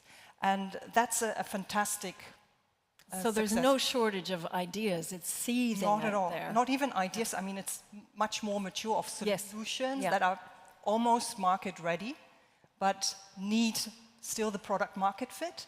So they need to work with the cities or the larger industries that have a concrete challenge to create that market fit and then be ready to be scaled. Okay, so we've heard about the startups and the challenges that they face when it comes to actually attacking the entire process that Mathieu has so successfully been able to complete with the help of EIT. Alain, and thank you for your patience. You're here obviously to bring us the perspective of the investor, the enabler to a degree, and also in concert with a network like the EIT. From the investor perspective, what criteria is it that you consider when you're investing in a venture for climate reduction? Yeah, first of all, we are one of the few investors in hardware innovations only. We invest only in deep tech, no software, no AI, no IoT, only hardware innovations. We see us over 800 pitch decks per year. We invest only in 3 of them. We have a bunch of selection criteria. We also invest super early. 90% of our companies have no revenue, no paying customers, and no final product, which means they have only a prototype or proof of concept. So how can you evaluate that? You know, there's kind of no kind of success over there. So what we do is we have a huge network with corporates worldwide. And we discuss the solutions together with the startup founders, with the corporates to evaluate. And we ask them, okay, this is the solution. Imagine it works. Are you willing to buy? What kind of technical specifications are you waiting for? What could be the benefit? Have you seen any competition? What about integration in your process? So we have tons of questions. We always try to figure out if it's real disruptive. So that means no prior art, no one else can do this. So we have invested in companies with no single competition. A lot of people always think that's not possible, but in real innovations, there is, if you're the first one, there is no competition. But then you have to create a market. So we spend typically 9 to 12 months before we invest with the startup founders and the corporates to figure out if there is a real market. And that's just paperwork, ask them, etc. The most important question is always, give me 3 reasons why this startup will fail. because then you hear all the shit, you know. So that's mostly the last question. But we spend a lot of time to the market. In the end, even if you have the super solution, the market decides if they adopt it and under what speed. So we have seen a lot of innovations, they failed because it was too expensive, or the return of investment was 25 years. So most chemical factories, they don't like to invest in solutions, and the return is 25 years. They have also shareholders, etc., and pressure, and of course sometimes they have to do something. But it's very difficult to find out what is the full landscape. So to have success, you always need three things. Number one is a fantastic innovation. Number two is you need money. And number three is management. So we think we don't need management in the beginning. We invest in the 4 Ps. Everyone who has course done marketing knows the 4 Ps. In deep tech, we also have 4 Ps, 2 PhDs, a pitch deck, and a patent. That's our starting point. But in the end, it's all about the market. So, and that's what we try to figure out, is there a real market? So perhaps you could give us a couple of concrete examples of where you have invested, and maybe for our audience also explain a little bit this distinction of deep tech as opposed to what one... Yeah, it would be nice if I had a picture, but we invested in the company Sound Energy in the Netherlands. The founder spent 22 years in his own garage to make a device. It's a Stirling engine with a lot of pipes. The input is waste heat. Just imagine you have a chemical factory and one of their customers is a coffee roaster company. They roasted the beans at 220 degrees Celsius, and normally the waste heat just getting in a pipe just into the air. Now the waste heat is input for this device. It's pumped around with sound waves, and in the end you get free air conditioning for free. No moving parts, no electricity at all. Just free air conditioning. Okay, in the Netherlands and Berlin, we don't need so much air conditioning always, only in summer. But you need mostly also process cooling. So in this situation, this customer need to cool down the roasted beans before it's going into the packaging line. So, and now they can turn off the air conditioning because it just used the cool air for this stuff. And this company has customers in Abu Dhabi, where always cooling needed. In Greece, in Spain, in France, all over the place, mostly chemical factories. And they like to decarbonize because they always need cooling, and that's a lot of electricity. So, and especially in Japan, Japan has the energy price almost tripled compared to Germany, for example. In Japan, there is no nuclear power anymore, so they bring the coals from Australia by ship. It's like crazy. If you to Japan, they put it in a coal factory, they burn it down, and then they have electricity, which is like crazy. So they like to reduce the energy cost by using this kind of technologies. Another question I have for you, and I'd like to open it up to the rest of the panel who can possibly comment as well, because you invest both in Europe and in the southern US. Yeah, also in the US, yeah. And I'm just wondering if the environment for startups or how the environment for startups in the EU compares to that in America. And what makes a good environment for startups, for startup ventures to thrive? It's all about... What are we seeing? We're talking obviously about, what we're good at here. We know what we're good at, but the scaling up is a bit of a problem. My US partners always say, Alain, in Europe you have better innovation than we have in the US. But we make it big with money and marketing. So there is a lot of innovation in Europe, especially Northern Europe, but it's all over the place. It's just a matter of, money and management. There is not enough money in Europe, so in the US the rounds close twice as quick, 2 times bigger than compared to Europe. But also, there are not so many serial entrepreneurs. So in Europe, if people sell the company and they're 45, they retire and buy a house in Malaga, In the US, I meet entrepreneurs which are 78 and still have a new startup. My first impression was, he failed everything. He's just tried to get some money to retirement. No, he was already... This is his 7th venture. Yeah, he had already 10 successful ventures, but making a number 111. So there is much more entrepreneurship in the US in startups, and there is much more management. Slowly we're getting there, but the US started 30 years earlier with venture capital, so that's a little bit our problem. But we're moving into the right direction. Any comments from the EIT? I would maybe give the word to the startup founder first. Yeah, I agree that in terms of private capital, the US is much more dynamic. You have the spirit of giving forward and paying back. When you have succeeded as an entrepreneur, you invest into the ecosystem. There's not this culture yet so much in Europe. However, we have a very strong public sector. Our company has received over 1.5 million euros in grants over the years, which have been tremendous helped us start and survive in the difficult years where private capital was not there, and also a technology for the public good. Recently, we've been receiving about 800,000 euros from the Tokyo government to create a branch office in Japan and attract green tech startups. So there is tons of money in public sector and a strong support. We've received tons of training and education also from EIT, from Climate Kick, French government. So I would say it's a different culture of creating companies. When you see there is also a difficult momentum in VC environment at the moment, we're going back towards building more profitable companies and less fast growth, that are artificial. So it's a different model as well, different culture and different characteristics. And I think it's more in terms of how there is a knowledge gap. And I think that's where the problem lies and where we need to be supported by institutions, either VCs or public bodies like EIT.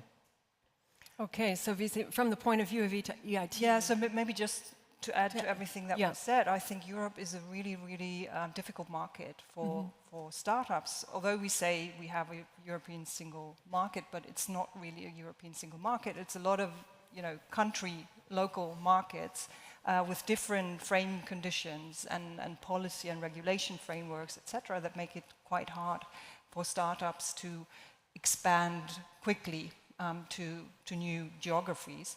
And so that's a disadvantage that European startups have if they want to grow in Europe compared to the US or China.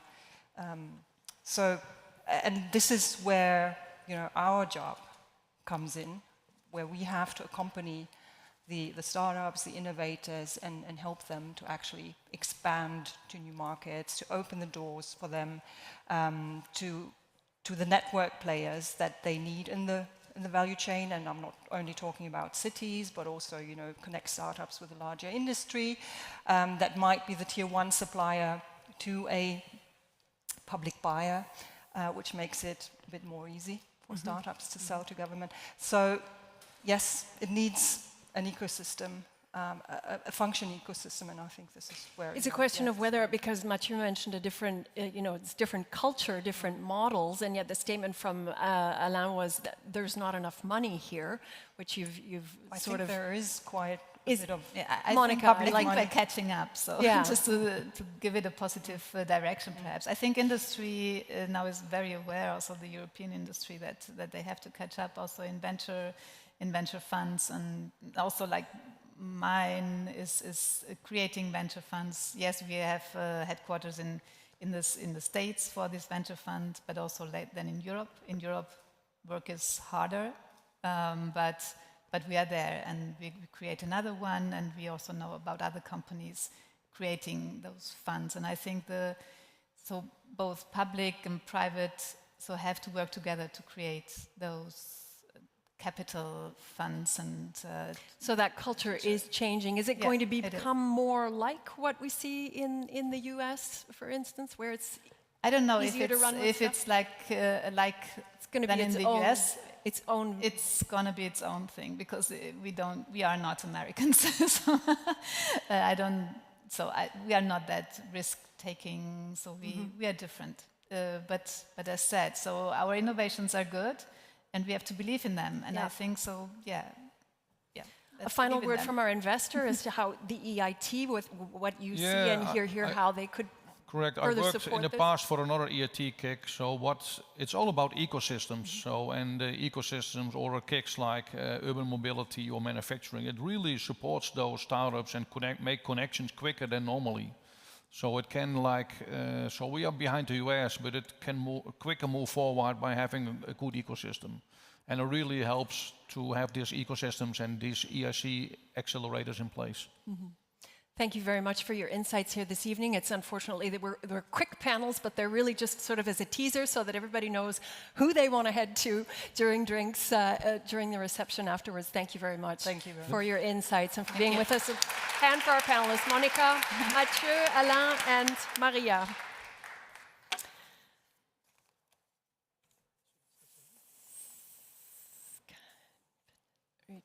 Okay, good. And on we go to our startups, who we have wanted to give a moment in the spotlight, and I am going to call them up. I've just got a message here, pardon me, I have to read and speak at the same time. Alles klar. So to illustrate a little bit more clearly what the EIT is actually doing in the startup and entrepreneurial space, we are delighted to have, we thought we had 10, we now only have 9, but that's not a problem.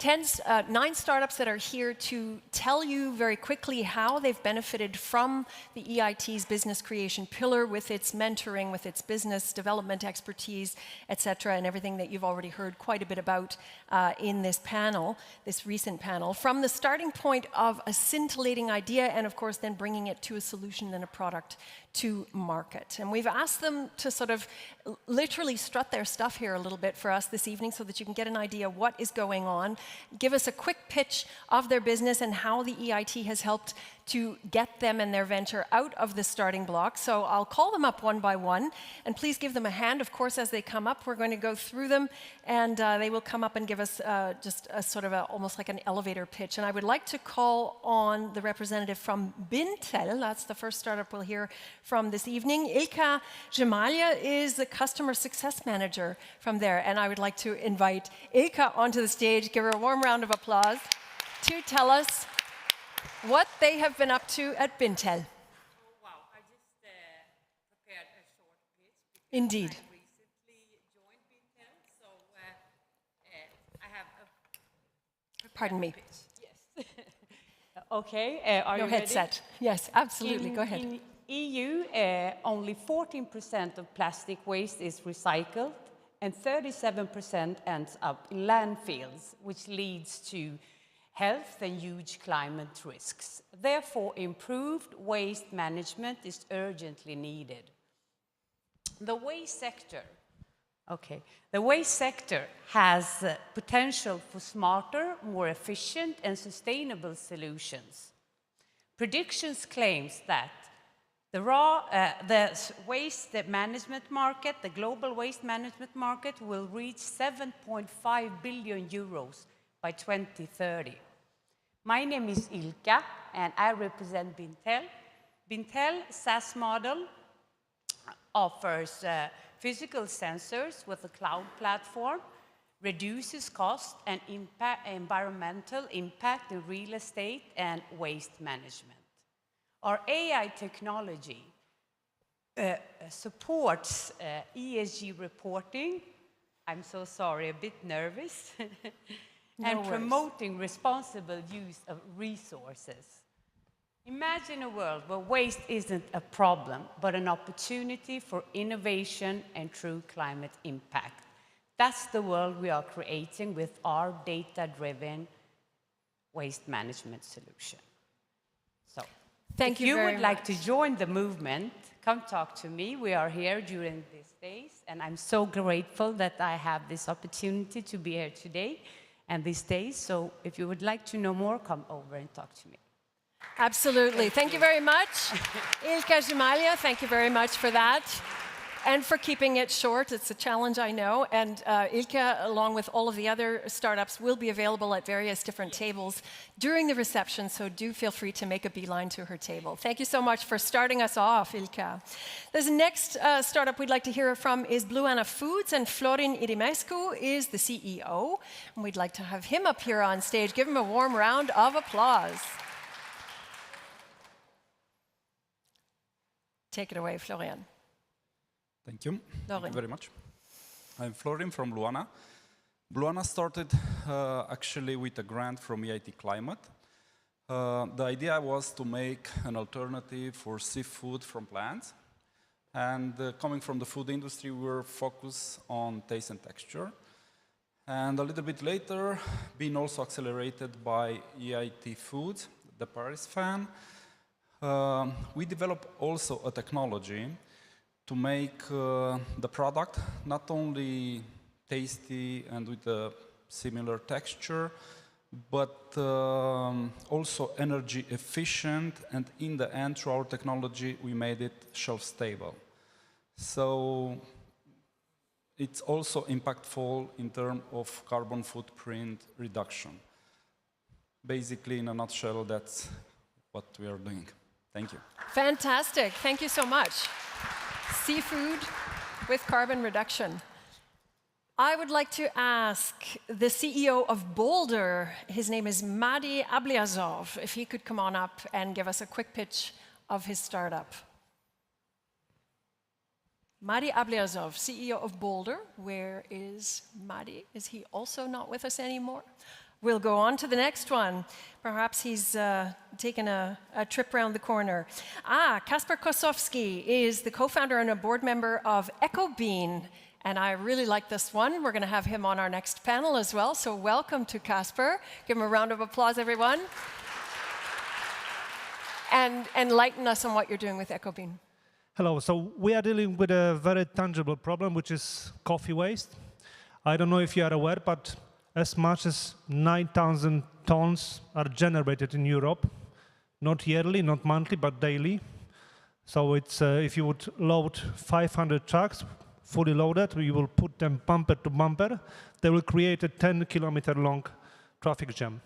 So, and actually this biomass that we are dealing with is very rich in, is super rich in very valuable compounds. Actually, I don't know if you know, but if you brew a cup of coffee, only as much as 30% actually ends up in a cup of coffee. The rest is wasted, and this is exactly where we pitch in with our solution. So we have developed a technology that actually enables us to transform spent coffee grounds into 5 different fractions of sustainable chemicals with a very limited carbon footprint. And those chemicals we can implement into various industries, starting from food industry, through beauty industry, petrochemical industry, and even with end up with in the medical industry. So we are currently building a biorefinery, which will be first of a kind, and our demo line close to Warsaw with the capacity of 1,000 tons. But we do believe that our idea has absolutely global potential. So we aim to have giga refineries on each coffee market across Europe. So yeah, so that's it from my side. Thank you very much, Kasper. We can talk about that a little bit more later on in the panel, but fantastic to get at least an idea of what it is that you're doing. We've got a head start on that one. Mathieu Carlier, we've also heard from him already. He's the CEO of Ever Impact. And one more time for the road.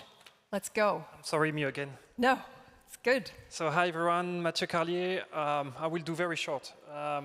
So carbon emissions currently are estimated, reported into Excel spreadsheets, software. We measure emissions. We are seeing a big difference. We've done pilot tests on ships, vessels, where we saw a difference of 10 to 15%. That's about 20,000 tons of CO2 per week for one ship on one voyage. So shipping is like 3% of emissions, so it's a huge difference. Cities, we are finding more than half, the double of what they report. So big differences. We're now in the process of commercializing with large companies that integrate our software. We're doing this with Wilhelmsen in shipping. We're signing contracts with the largest shipping companies to measure their carbon emissions and report to the EU system. We're doing the same in cities. We're equipping buses in Orléans. We have sensors in London, Birmingham. And we're also monitoring forests in Japan, where we're helping forest owners to get revenues to restore the forest and protect the forest. So this is us. Happy to have a chat with anyone after. Thank you. Great. Thank you very much, Mathieu Carlier. With Ever Impact, we have 4 more to go. I guess Kyrillos Salib is the CTO, Chief Technology Officer, I'm taking it, for FlexiGrid. Come on up, Kyrillos, and give him a round of applause. And let's hear what it is that you're doing with your startup. Hello, everyone. So I'm CTO of FlexiGrid. Our startup is focused to solve a very big problem on the renewable technology. We all know that the road to a zero-emission energy production is with the renewable technology, so solar and wind and other solutions. But this creates a very big problem to local distributors. That's why, thanks to the last regulation from the European Commission about the energy communities and the new projects like Plat1 and other European projects for local distributors, we provide the solution to the final users, so domestic and industrial users, to participate to the energy market and to have almost 100% green energy. Thank you.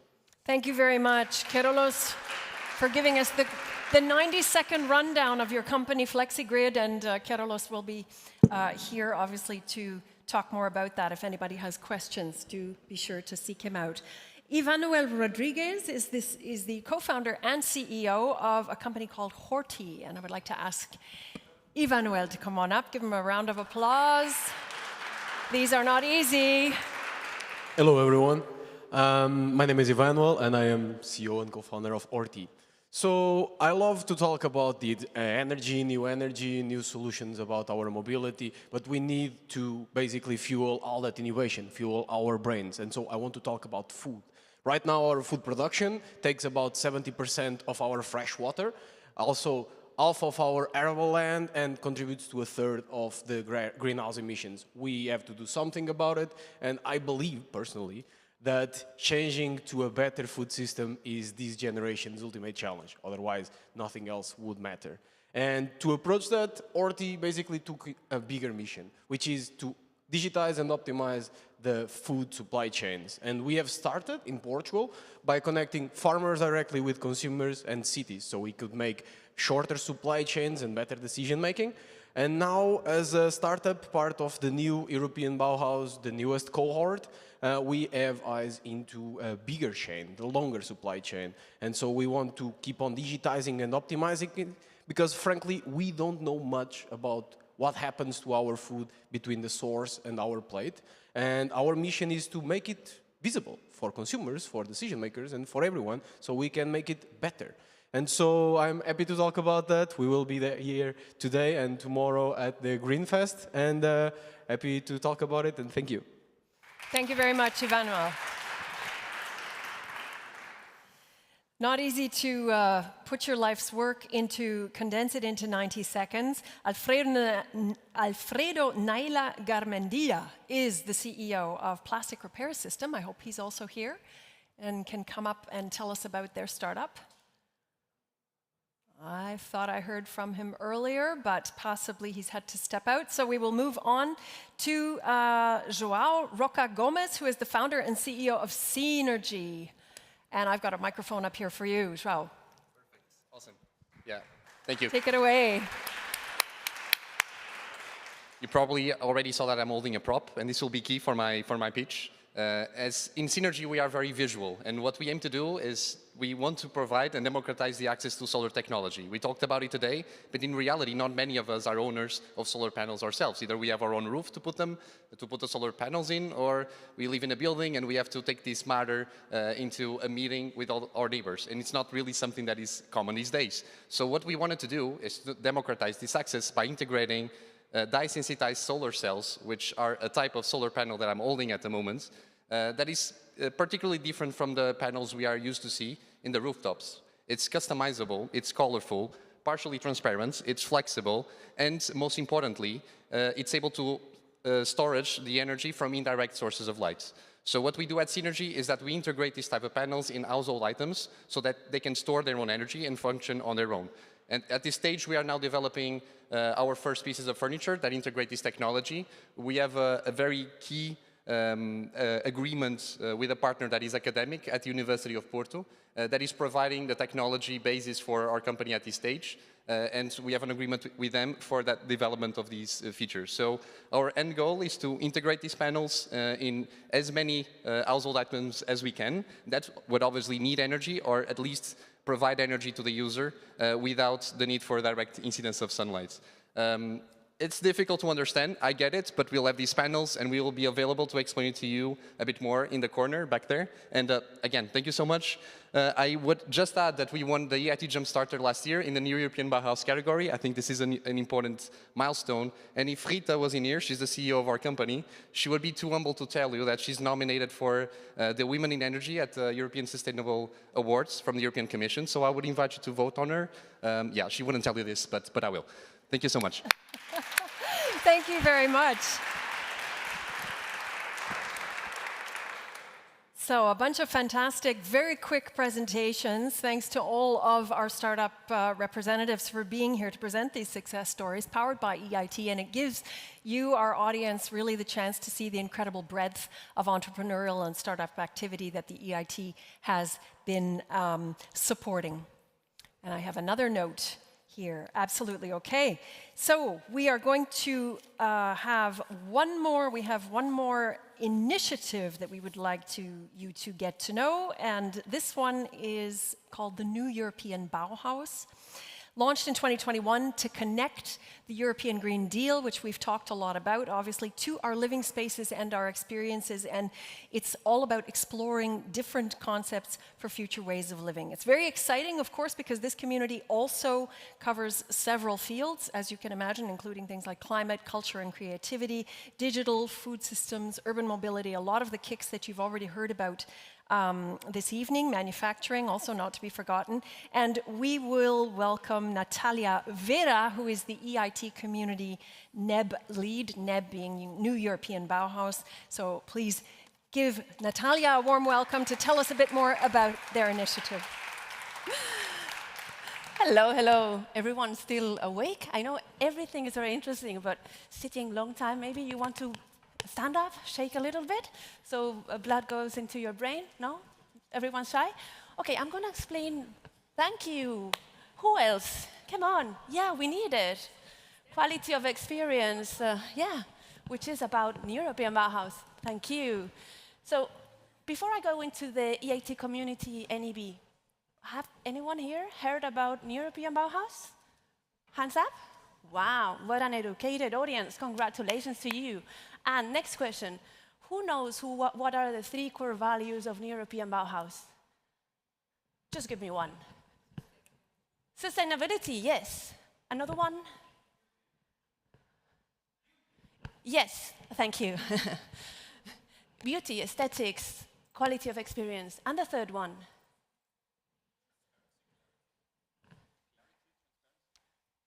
Inclusiveness, you said, right? He said inclusiveness, indeed. Yeah, inclusiveness. So sustainability, that means to live in harmony with nature, with environment, with our planet. Inclusiveness, that means bringing together different genders, ages, diversity, cultures. And aesthetics mean coming with creativity, with art, with culture, to shape a better world.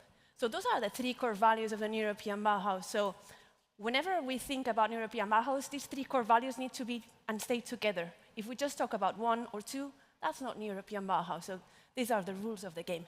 So the European Bauhaus, as our dear chair told us, was launched at the beginning of 2021. And at that same time, the EIT thought they really needed to support this initiative to roll out and to be implemented. So this is where the KICs come in. So I'm representing Climate KIC, but I work together with EIT Urban Mobility, EIT Manufacturing, hello Blanca, and EIT Digital in the past, and also EIT Food.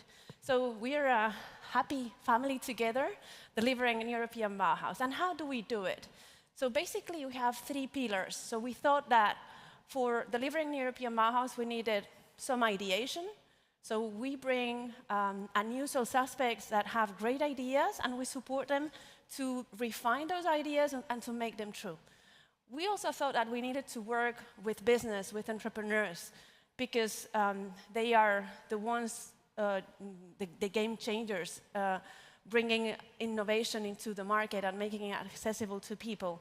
So we have a wonderful acceleration program, and some of our startups are here. So Hans, where are you? Hello. Please, everyone, speak with Florian at the end in the cocktail, and he'll tell about the acceleration program. Okay. And the third thing we do is to work with citizens and for citizens. So we have a couple of beautiful activities, one bringing people together, like creating sense of belonging, community gathering, and deciding together what are their challenges and what solutions they could bring to their neighborhoods, to their real lives. And another one which is about working together with a regional authority and, or a local authority to redesign public realm. So this is what we do at the EIT Community NEF. Luther was super strict with me in having only 5 minutes, so I will just say I'm Natalia Vera, and I'm super happy to talk thousands of hours with you in the cocktail later about European Bauhaus and what the EIT Community in European Bauhaus can do for you. We have little money, I won't be lying, but we support radical, bold, and really things that change lives and improve the life of individuals. So this is European Bauhaus. Thank you. Thank you. Thank you. Very enthusiastic. Yeah, this is me. It's good. The mic back? I got my sound back? There we go. Natalia Vera with the new European Bauhaus, a very, very exciting project, also really quite a new one. And we look forward to being able to talk to her more at the end of this evening as well. Thanks for keeping time, Natalia. That means it is time for our next panel, and we're going to, Tassilo reminded us earlier of the importance of stressing the success stories. So, because the challenges abound, we also want to look at the very many success stories that there have been. We will do this really quite quickly. The starting point for this talk is circularity and sustainability still a dream, or is it already a reality? And I would like you to welcome our panelists. I'd like to ask Samira Uharek to join us. She's Sustainability Manager at Arberg GmbH and Co. Come on up, Samira, and take a spot next to me here at our cozy table. Welcome. Xavier Bayard is the Innovation Director at EIT Manufacturing. A very big kick. Come on up, Xavier. And Kasper Kosowski, you just saw him in the startup pitches. He is the co-founder of EcoBean, and I would ask Kasper to jump up here and join us once again. And last but not least, Matthias Kaldenhoff is the Partner Sustainability and Innovation Management at SAP, so a big collaborator as well. Welcome, Matthias. And nice to see you. So here we are, cozy again. We do have to keep very tight time on this panel tonight, but I'm going to start with you, Samira, because Arberg is known obviously as a machine manufacturing company, making machines for other industrial applications, and you've already made quite some inroads into your own net zero journey. So I'm wondering if you could just tell us what are the cornerstones of your roadmap to more circularity and sustainable resource conservation, if you will, and how is the company still challenged with these two issues? Okay, thank you. So Arberg is a family-owned company sitting in the Black Forest, and we are building up machines that are capable to make plastic parts. And there we are at one of our focus topics regarding circularity, because we all face the plastics pollution, the crisis around it, and the litter in the environment with plastics. So we are aware that we, with our machines, are part of the problem, but we want to be part of the solution, because there are a lot of plastic products that are important to face our climate crisis. But we have to make sure that the right products are made out of plastics and that we close the plastics loop so that we have enough recycled materials and that we face the pollution with plastic. And that's the part where we can be the solution. Our machines are capable now to also process these recycled materials. We have modified the hardware of the machine, but we have also software solutions to process these recycled materials, because this often has some changes in the property regarding the process. But on the other hand side, we have our own machines, which are still only produced in the Black Forest and shipped to all over the world. And now we have a very big change in our business model. So we transform our business model from a very conservative sourcing and production model to a local for local sourcing and production methodology. That means the high-tech components of our machines will still come from Losberg, Germany, but parts of the machine will be assembled where they are sold. So we have heard that shipment is a large problem when it comes to the decarbonization. So we make our machines lighter, that we do not have so many emissions during the shipment all over the world, and that we are also able to close the loop where the machine is assembled, so that we also have access at the end of life of the machine, of the parts of the machine, because usually we don't know what happens with our machines in the countries where they are sold. And what kind of results and improvements are you seeing with that so far? And which countries are we talking about also? Are we talking? That's pretty new for us. We just started this year with this local for local topic. But our focus areas are Asian markets and also in America. And is this also, does this kind of feed into the what we know as extended producer responsibility? This is essentially your sort of starting point at home to deal with that kind of plastic waste issue in those countries. Yes, as well, that we are closer to these markets and that we can also be there somehow making aware of this problem, and that there is more a pollution problem than a plastics problem, because plastics can be a valuable and not a waste kind of thing. So, and there we have to change also the mindsets where we are producing our machines as well. Which we are in the process of doing with a number of very large initiatives that we don't have time to talk about here today, but thank you very much for that overview, Samira. Kaspar, we heard from you earlier very quickly, and obviously many of us like coffee. I was so delighted to hear that my coffee grounds can actually go into such an incredible venture. Can you tell us 9,000 tons of coffee grounds produced in Europe every day? Yeah. Okay, so, and can you remind us just how and into what that can actually potentially be transformed? Okay, so as I was mentioning, we have developed a process, one circular process that leaves no waste behind. So that means that we are able to actually produce 5 fractions. We start with coffee oils that can be easily integrated with the petrochemical business as an add-on to diesel, for instance.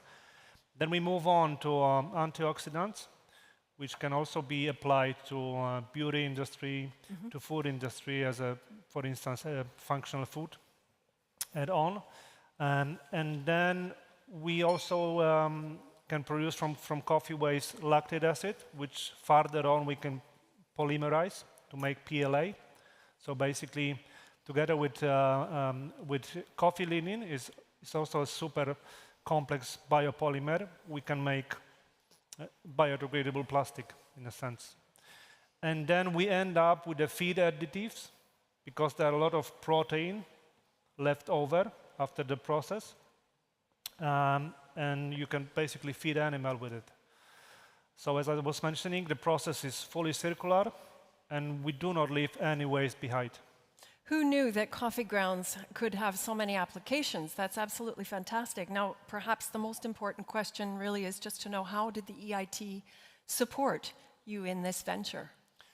Yeah, well, so just to showcase, we are currently involved in a project that we do realize with a consortium of three different companies, actually one company and university. The company, the aim of the project, the goal of the project is to introduce to the market the drink that would be based on processed waste bread. And here comes the company called Rebread. They have also developed the process that is capable of processing the old bread, then unsold bread. And then we pitch in with the antioxidants. And the Warsaw University is also delivering all the support on the R&D side. So to sum up, we would start the collection in the course of 3 months, probably, starting from Warsaw and Czech Prague. And then we plan to launch the product to the market beginning of 2025, probably. Fantastic. Well, we wish you all the best with that, and thank you for so much. for letting us know the kind of innovation that is going on in that sector. Xavier Bayard, EIT Manufacturing. It's a biggie by now. We've heard it mentioned in a couple of in many instances here this evening. You're Director of Innovation. Can you just give us some examples? I guess would be probably the best for the fact that we have to keep time a little bit in our minds here. Successful initiatives that the EIT Manufacturing has supported and how you're interacting with the various different partners, obviously industry, but also education. Okay, thank you very much. One example that I can give is a project that we've been supporting last year and keep supporting this year through our innovation call. We're helping a Slovenian group, not a startup, to industrialize diverse solutions brought by academic partners in order to 3D print magnets out of recycled materials. So the strategic importance of that topic is, well, you know that we have our net zero targets, and this brings a very strong push on electrification. Electrification means motors. Motors mean we need more and more magnets in our industry. Now, if you look at the value chain of magnets, China is in a situation of monopoly, technically. So whatever magnets we're getting in Europe, they're coming from raw materials coming from China. So if we're able to master the whole value chain of recycling, so turning those magnets into powder, the right kind of powder, and then develop the right technology for 3D printing those magnets with that powder, and it's not obvious, it's not trivial, because you need to do that under magnetic fields and it's a bit technical. And if the whole result is that we're able to produce those magnets with market prices that are lower than the markets of China, then suddenly in Europe we have the independence to produce our magnets. We have the raw materials because we have lots of used magnets and we're able to master the whole value chain. So this is a very important topic. On this project, we've been supported through funding, around 600,000 euros for the whole consortium over each of the 2 years. And of course, we are supporting with money, but also we're also trying to support the different partners, in particular this Slovenian company, also in looking at market opportunities. So that's very interesting. And perhaps on that note, just tell us how much cross-kick collaboration is going on there. For instance, you know, you've mentioned the magnets. We have tons of magnets around, and we are not necessarily always in the situation that we can recycle them. That's what we call embedded raw materials that are here everywhere we look. So how much cross-kick collaboration is going on, for instance, with EIT raw materials? Well, I wish there was more cross-kick collaboration, but indeed, I mean, the raw materials and manufacturing were two sides of the same coin, and there's definitely lots of opportunities to be working together.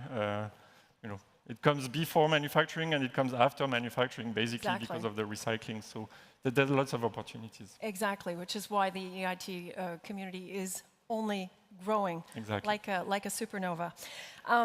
Matthias Kaldenhoff, right here to my left. Now, we spoke earlier.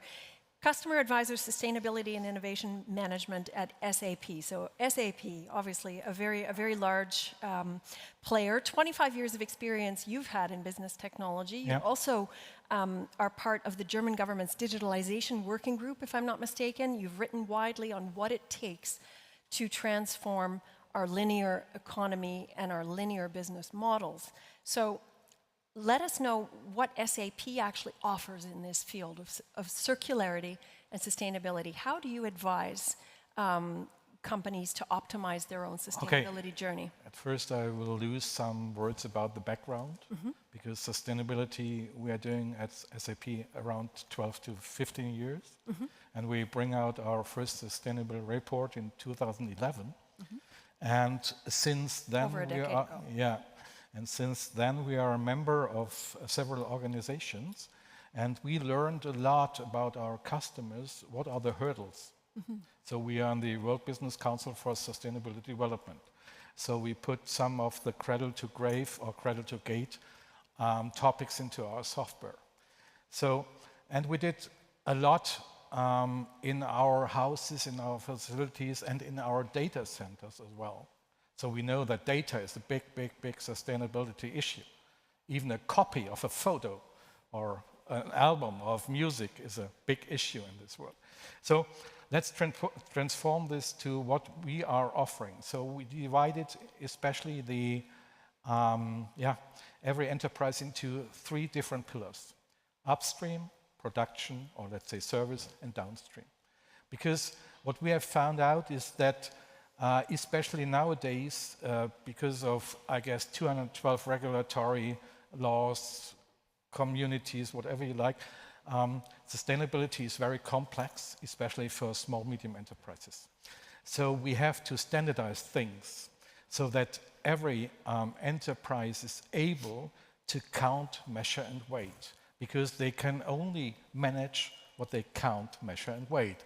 And this goes from, let's say, harvesting to recycle or to recover management. So these 3 pillars include, let's say, the transportation to the company, to the enterprise, the production cost, and the, let's say, recycle cost or the downstream cost.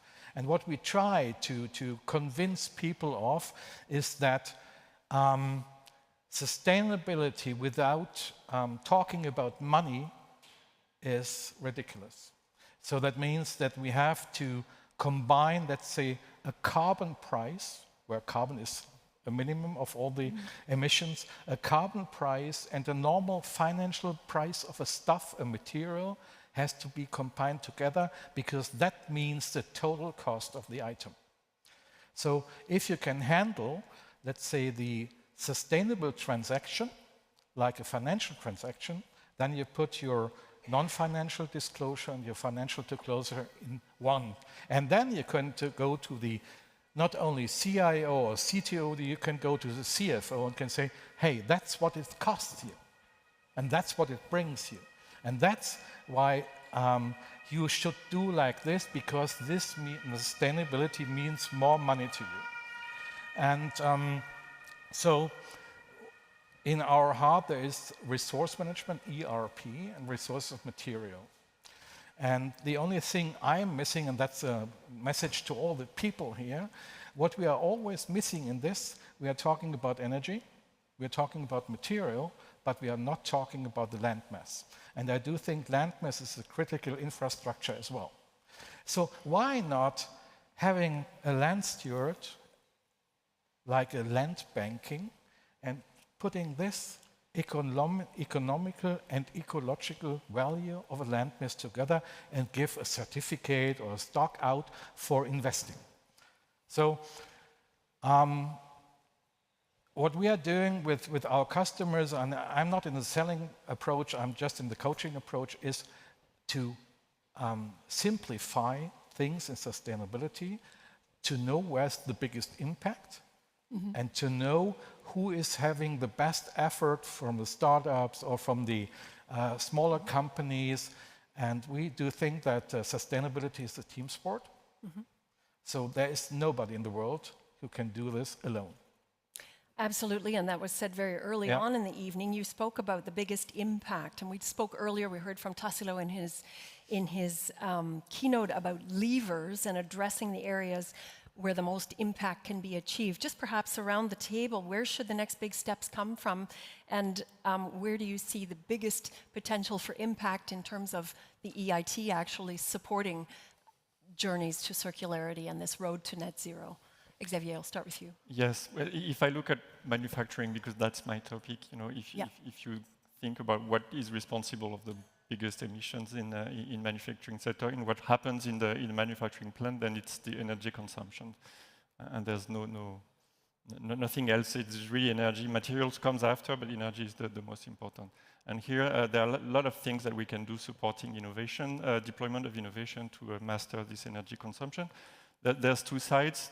First, there's the energy efficiency, of course. I mean, we have lots of machines that are not connected to each other, that are highly inefficient. So using digital technologies to bring stronger monitoring and be able to have them communicate and optimize the whole production will bring energy efficiency and lower energy consumption.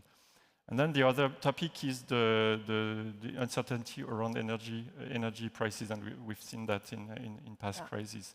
And the solution to that is to be less dependent on this energy price. And that can be done by integrating renewable energies directly on the manufacturing plant and being able then to optimize the use of the machines in the plant when the energy is coming. So a line that, you know, do the other way around, and then look at when energy is available, and then optimize production when energy is available. And this requires, of course, the deployment of those renewable energy solutions at local level. So it's also a big topic in manufacturing, and the integration to the grid, the smart grid, and then the interconnection with all the machines. So I think this is one of the key areas where we can really make a difference also in the production and make our industry more competitive, more resilient. Thank you very much, Xavier. Samira, you're just at the beginning of your local first strategy, obviously, but what would you see as an area that would achieve the biggest impact to attack, and how could the EIT perhaps support or achieve more targeted support? Yeah, I think the product design phase is very important. As we have heard, the design phase, before the product is really produced, because then we can just try to act, but we cannot really manage it. We have to make our head around in front of. And that's where we already work together with the EIT manufacturing in a project where we try to estimate the carbon footprint of a product which is not already produced, where we are in the design phase and where we use a data ecosystem to estimate and calculate the emissions of a product produced later on.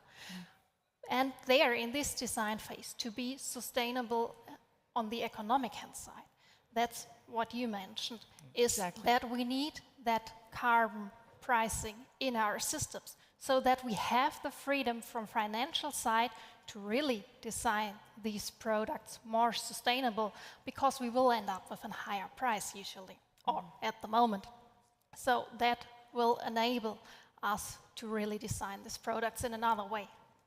Design phase, very, very important in the work that you're doing as well for you, I can imagine. Kaspar, any final comments, just quick ones before we wrap up? Well, maybe it's not linked directly to processing biomass, but I would say that I believe that there is a lot of innovation coming in the cultivation and processing of different agricultural issues, and in more specific, I refer to Robusta coffee.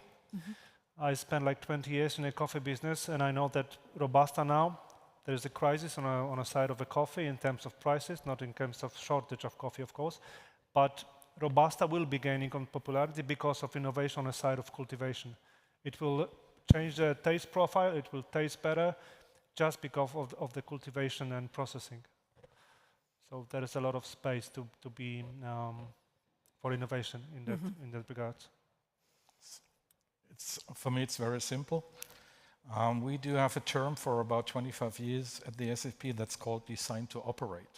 That means you design stuff, you operate, then we have the cost line, the performance line, and then somebody says, hey, you have to also take the rules of the sustainability line. And I changed this in the SAP. I said, no, it's not designed to operate, it's designed to recover. So at every moment you have to design a product which you can not only reuse, but dismantling, like battery management is kind of this, where you can put all these organic stuffs into the biological or to the biosphere as well, or to farming and harvesting as well. So that's, I think, one thing. And the last thing is we have to make sustainability more visible. Visible. Visible, because I have so many customer talks, big, small, very big companies, and I'm always talking to different people. 50 come from the financial side and 1 from the sustainability side. And they said, well, here is our guy, he's a little bit stupid, he's doing something in sustainability, yada, yada, yada.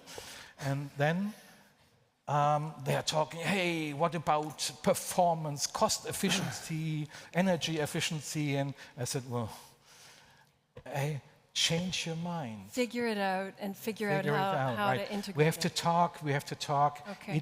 We have to have the spirit in teams, or let's say in clusters in Schwarzwald, or where I'm in, somewhere else. So that's very important.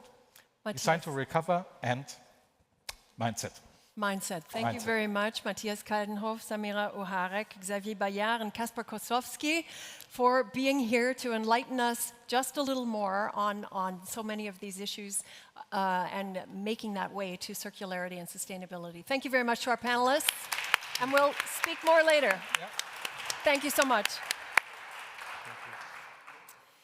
So it is time for us to, we are into our final stretch, just to reassure everybody, dear participants. And before we close, I had promised that we would be looking into the future. And so it is time to get some future perspectives. Actually, Stefan Dobrev mentioned it at the very beginning of the evening, that one of the elements, obviously, that's very crucial to the survival of our planet is water.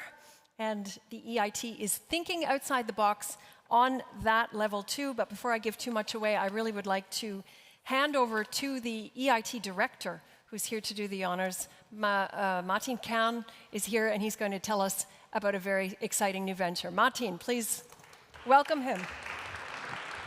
Thank you very much, Karin. And it's a lot that had to be taken in by you already about what the EIT is doing as Europe's largest innovation ecosystem. So first of all, big thanks to all the speakers, all the pitchers, but also the organizers from EIT Manufacturing.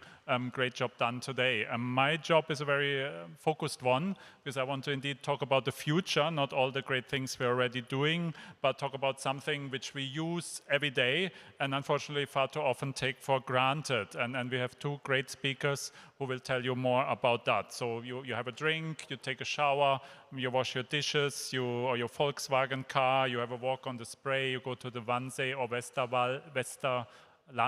All of that, what has it in common? It is water.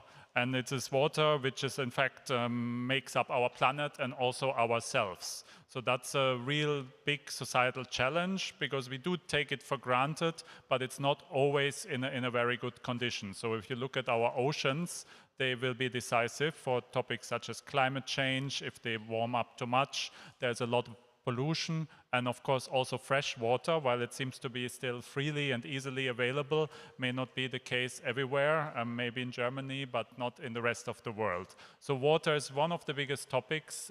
Actually, life is water, and no water, there will be no life. So this is a global challenge which EIT wants to look at in the future. But I want to be very clear that we are not yet have fully approved to create an innovation community on water. This is in our plan, but we're currently waiting for the European Commission to give us the green light, actually within the next weeks. So that's why we want to talk about it already today. And if that green light comes from the European Commission, we will make a very intensive campaign, and we will need all of you to pass the word about this new opportunity to create an innovation community which could last the next 15 years, have maybe some 700 million euros of funding if we take the current innovation communities as example, and really can make a big difference. It will be a very broad call. about water, marine, and maritime, if that goes ahead. And then we're really looking for the market, for the universities, for the businesses, for the big players in this sector to come with proposals how to unleash the innovation potential, to educate, to innovate, to accelerate, which is what the EIT does through its ecosystem. So to kind of warm up for this topic and watch this space for the official confirmation, I'm really happy we have a member of the European Parliament, Pernille Weiss, who will speak from the Parliament perspective on how this topic looked like, and afterwards Andrew Carling from EIT Food, who already has certain activities in this field and can certainly remind us of the importance of the water topics. Thank you very much. With that, I think I pass directly to Pernille for her presentation. Thank you so much. Yeah, I am Cable. I'm still a politician. We all are, because we can vote very soon. But I'm a member of the European Parliament until mid of July. Then the game of making regulation is over for me. And I wouldn't say that I wouldn't like to take another term, but I'm also very, very, very happy that the EIT, together with the Commission, will start a kick on water, maritime, and marine, because for 5 years now, we have been struggling, working so hard on the European Green Deal. We don't know yet if we succeeded. There might already be some traces in the political landscape and in the evidence-based landscape of whether our legal frameworks and instruments will actually pay off and give us a reduction of CO2 of at least 55% by 2030, and climate neutrality in the Union by 2050. It might be so that we won't reach the targets, and one of the reasons can actually be that we forgot in making the EU Green Deal that we can't get anything green without the blue.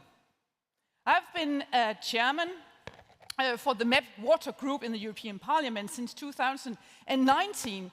And we are just a little exotic group of politicians who are scouting out into the political landscape to find all the bricks and screws and tools and handles where we can improve the awareness of the fact that we have actually known for quite a while, namely that in 2050, if we do not change and do more than just regulate, but also innovate much more, that by 2050, 20% of all European citizens will be negatively impacted by water scarcity.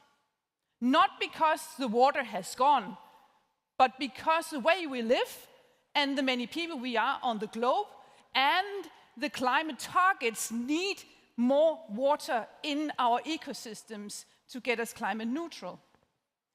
These 20% of negatively impacted Europeans by 2050 will not be 20% of Danes, where I come from, and 20% of Germans. It will be 75% of all European citizens living in Spain.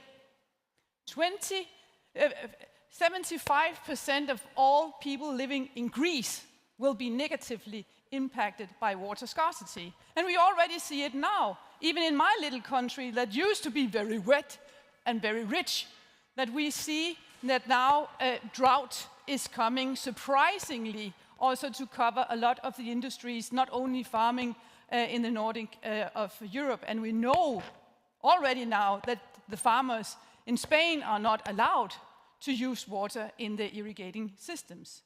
So it might be we will not reach the climate goals, but by the time where we realize that, we will be having fights, even maybe small wars between countries and sectors in Europe because there is not enough water. So therefore, being a politician yet a couple of weeks, I am so happy that the EIT, with the Commission's approval, will have a kick on water, marine and maritime. It will not be easy, but what we can build on is 9 wonderful kicks first movers experiences on how to work with very, very complex challenges that we share in Europe, and build on the knowledge, the good ideas on how to create an ecosystem of small entrepreneurs, very nerdy researchers, small and medium-sized companies of every scale.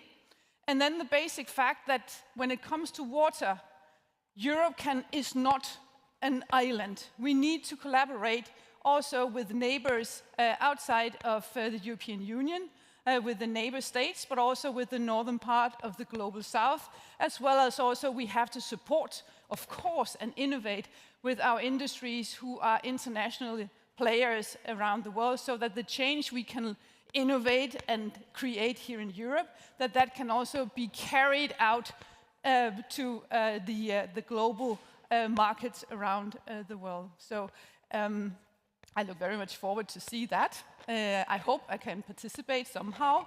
I'm born in March. I have a master's degree in innovation and leadership, and I'm a winter swimmer.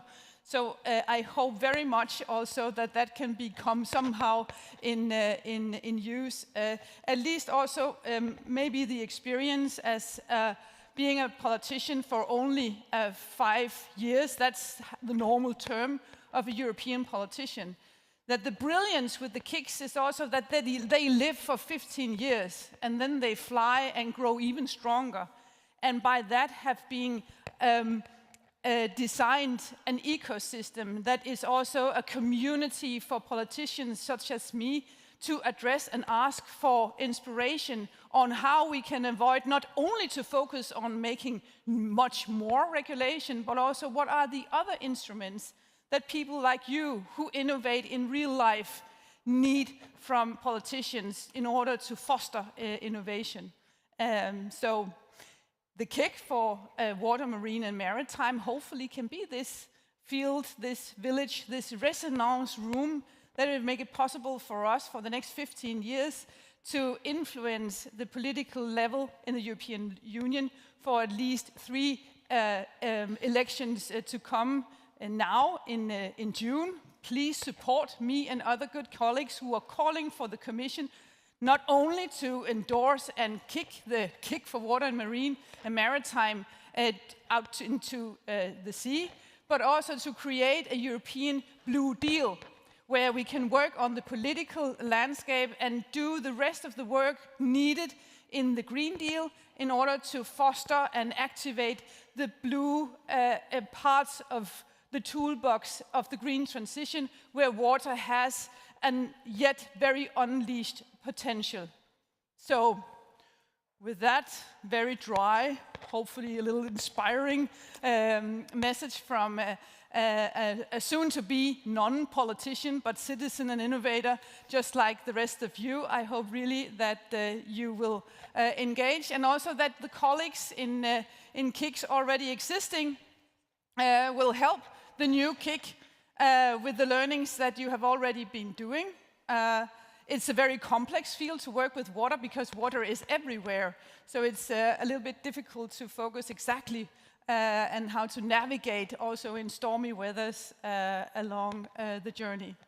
So I applaud this event here in Berlin, my second hometown. I look forward to see EIT also visit Denmark, and I will promise, now that I was welcomed being a Dane, although there is rumors that Danes don't like EIT, that also when you come in September to my country, that you will be welcomed and hopefully be even more energized into a conversation on how we can make the KIC on water, marine and maritime to de-stress Europe when it comes to water, and to help us not to be negatively impacted the way that I said before, with 20% of all Europeans. That will kill not only our economy, it will kill the Europe that we know today, and it will kill our democracy. And we don't want that, right?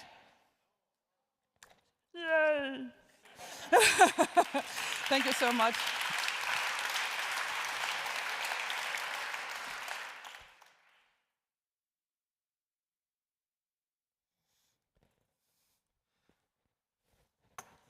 Thank you, Pernilla, for that inspiring call to arms. I'll leave you in a few minutes with a little call to action of your own. But before that, as Martin said in his very kind introduction, I'm here from the, particularly representing EIT Food, but speaking as someone who's been part of the EIT family for about 8 or 9 years now. I wanted to give you this perspective around why water matters to us. You know, we need to think about the urgency of the issues around water, the importance and also the complexity of the issues we face around water. For those who have not met before, but I see many faces in the room that I have, my name's Andrew. I'm the Director of Strategy at EIT Food. But my particular perspective on this comes from my first role in EIT Food as a regional director covering the northwest of Europe, so specifically Ireland, UK and Iceland. I'm from the northwest of Ireland, so I've got a personal experience of living in very agricultural landscapes in coastal areas. You can't grow up somewhere like that. You can't open your door. You can't look out your window without experiencing the nexus, the importance of the interaction between water and food. And on top of that background, I say I'm a bit of an evangelist for EIT. Not everyone admits to that, but I wouldn't have been around for 8 or 9 years if I didn't think the way we work and the way we do it enables us to deal with complex, big societal problems in a super meaningful way that builds legacies. And that's really where the idea of a water kick becomes super powerful and super important. The EIT model really allows us to face complexity head on, but we do it in a way which brings the actors together that we need to develop responses to that. And also, get beyond theory. It is never just about an idea on paper with EIT and with our fellow KICs. The whole point is that we deliver solutions where they are needed. And that's not just into sectors, but regions. And water is one of those areas that we know from experience. The issues in Southern Europe are not the same as the issues in Northern Europe or Eastern. It's landscapes matter, locations matter, but also the networks that you build where you are matter. I'll mention shortly about a project that we undertook with the support of the Federal Ministry of Research here in Germany, which sort of illustrates that really well. But thinking about why the time is right for a water kick, from our perspective in food, the more problems we solve, the clearer it becomes the importance of water underlying so much of what we're trying to deal with. If you don't have food security, there's no food security without water security. There's no water quality without food integrity. We're both victim and cause of issues around water when it comes to food. And without circular food systems, water scarcity becomes an inevitability. And we have to face up to that. And as Pernilla's described, the momentum is growing, and hopefully we're just on the edge of being able to bring new leadership into this to really push the agenda forward. And well, I've outlined there kind of why water matters to us from the food perspective.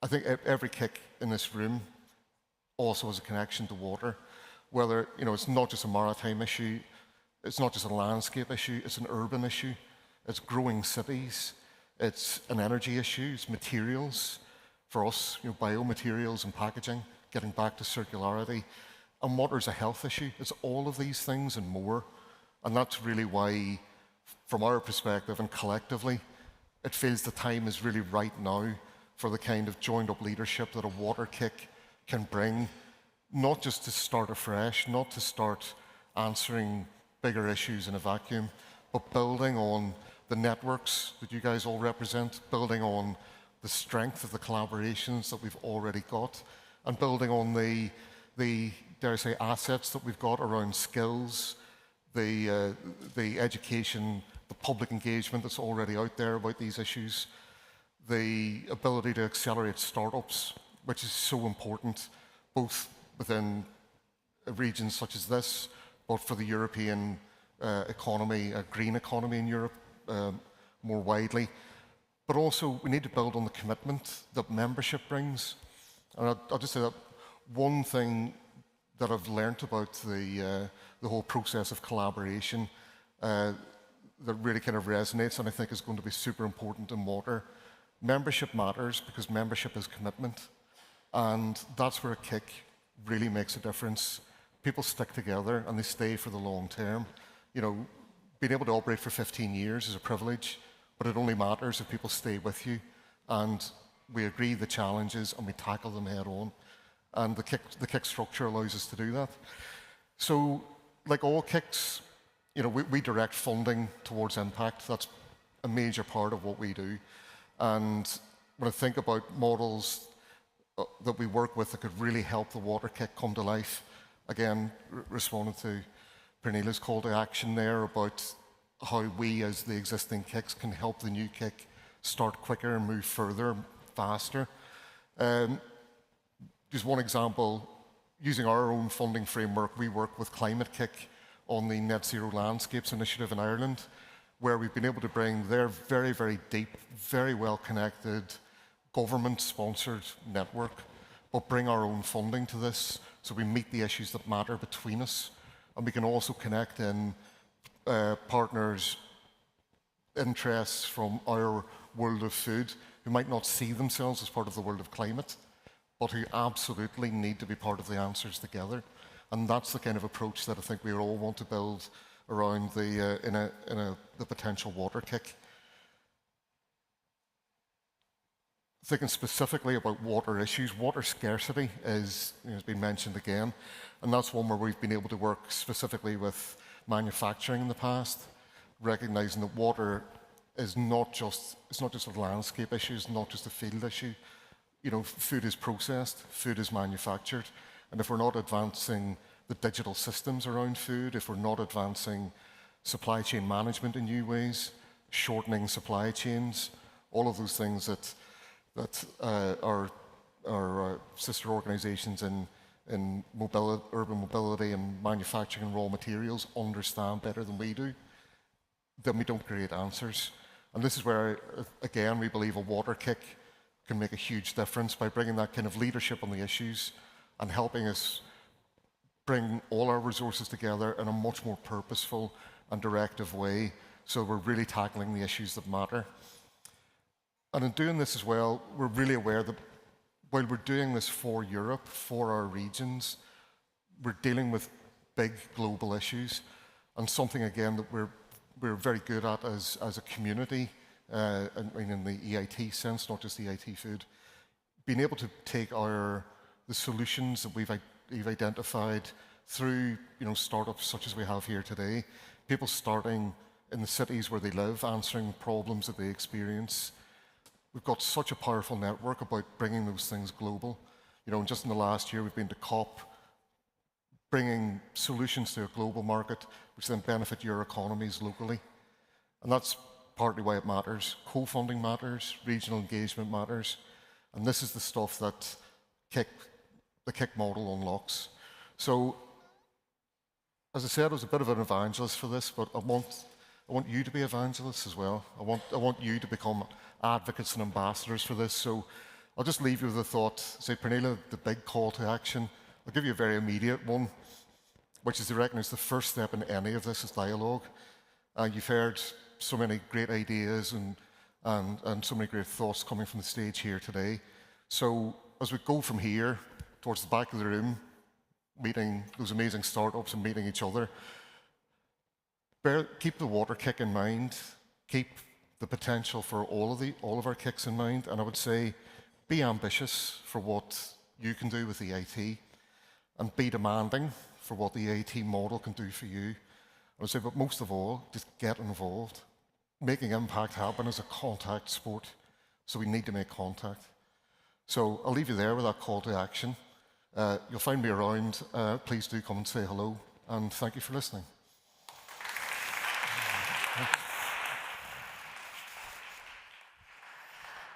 Making things happen is a contact sport. Thank you very much to Martin Kern, to Pernilla Weiss, and to Andrew Carlin for that very exciting glimpse into some of the next steps that will be happening as the EIT actually expands its innovation ecosystem. The best of luck with all of that. And obviously a very, very important link for everybody to think about, linking this green economy and the green transition with the blue economy. So thank you very much for your energy and for being here with us. It's only obviously through our collective efforts that we're going to reach that elusive net zero. We've heard an awful lot of really fantastic stuff on this stage here this evening, and I know everybody's dying to get out there for a drink. We still have a bit of summer evening left. For some very, very brief closing words, I would like to ask Heinrich Arnold, who is from the EIT governing board. He's an EIT governing board member. There he is. He's just going to slide right up here onto the stage. You've been listening to the entire evening, to everything that's been said here this evening, and I'm sure you have quite a few things to say from your perspective. I would leave the floor to you, Heinrich. Thank you very much. Thank you very much, audience. Thank you very much, contributors. What did we do tonight? My name is Heinrich Arnold. I'm a member of the governing board of EIT. By coincidence, I'm German. And tonight we looked at something that Tassilo would have called a landing on the moon, because it's something that started 15 years ago as an initiative from a different European Commission to start something where many people said it's impossible to do. And through my career at that point in time, I was actually just coming out of another impossible thing to do, which was kissing Berlin alive again. 20 years ago, my Munich friends couldn't believe that I would go to Berlin, a place to turn it into an innovation hotspot. So here we are. Welcome to Berlin. Welcome to the Danish guests and the guests from everywhere to Berlin, to one of the innovation hotspots that happened here. Same journey with EIT. Something really amazing happened, that ingredients that are hard to combine, build a community, work with tough competence, and turn it into business, like Matthias from SAP said before. There is no sustainability without money. There is no innovation without money. There is no impact without money. So it's a tough insight, but it's unfortunately true. That's how it is. And EIT cracked the formula, obviously, of how to build a community, how to use competence, and how to turn it into something economically viable and meaningful. So, as Germans, we like to do the balance sheet, and we want to see what goes in and what comes out. And what started with one location in Germany is now 11 locations. There's money coming back, so 43 million in sponsoring money. You could even say that's going in. But on the outcome side, we have actually numbers that are hard to believe. So over the past 2 years, there was one startup being supported by EIT coming out of this initiative every second day. So it was 360 startups over the past 2 years. So it means, every second day, one of these. And there was also money coming in. They got support, above 300 million. So you can also say every second or third day, there's 1 million coming back. Altogether, that sums up to amounts north of 7 billion euros. It's numbers hard to believe. So I think it's fair to say that this is something achieved. It might not be comparable with a landing on the moon, but it's something unheard of. It's really the understanding, the knowledge, the insight of how to combine smart communities, insight and competence from university to build it into large-scale business. We have unicorns where no unicorns have been before. There's Sword Health from Portugal. It's valued at 2 billion. The first unicorn in this country. We spoke a lot about Northvolt, which comes from Sweden. We had Lilium on stage. How does this mechanism work? So we mobilize companies, we mobilize investors, we mobilize the people who are ready to start up companies. 100,000 went through the program so far. 6,000 people got a degree from EIT. By the way, the first pan-European degree that's out there. And we give these people exposure to capital, exposure to more competence, exposure to potential clients. That happened, for example, to HiQ Carb. It's also an initiative coming out of German research. It works with nanotubes out of carbon, and they help to make charging of high-performance batteries better. We put them on stage last year on such an event and gave them the audience. So it's a give and take of people who know something, people who have something, people who need something, and putting that together and make things work. So in that sense, I'm very happy that you join this journey in whatever function you contribute. I think this is something unique and special. We are, as Pernille reminded us at the time, that Europe chooses a new administration. The EIT is not an easy animal. It has fought for some degree of independence of the European administration, so we are to some extent independent, which makes it, I would say, a chunk of activity for the politicians hard to digest. On the other hand, it's one of the few organizations that has enough leeway to do what we do, something unheard of, something special to make an impact. So very glad that you carried through this thing, that you're here to make an impact. You know, and here you are, Matthias, there is no impact without money. It's very important that we turn this thing into something meaningful for our society, above from theory and wishing well. So let's make net zero happen with substance in our society sooner than it's currently planned. Thanks that you're all here. Thanks for hanging in. Please continue to support us from EIT. Have a nice evening. Thank you very much.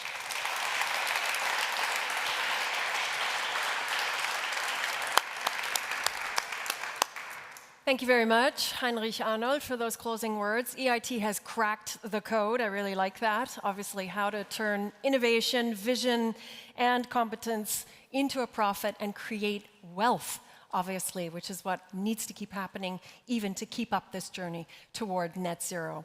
Thanks to all of our speakers and to our audience, and we would like to finish with one fun. We've had a couple of calls to action already this evening. We'd like to finish with just one more. One of the giveaways that you will receive tonight is an invitation to be part of the EIT Community Forest. That is actually a real live forest. There are 2 of them currently in Belgium and 1 in France.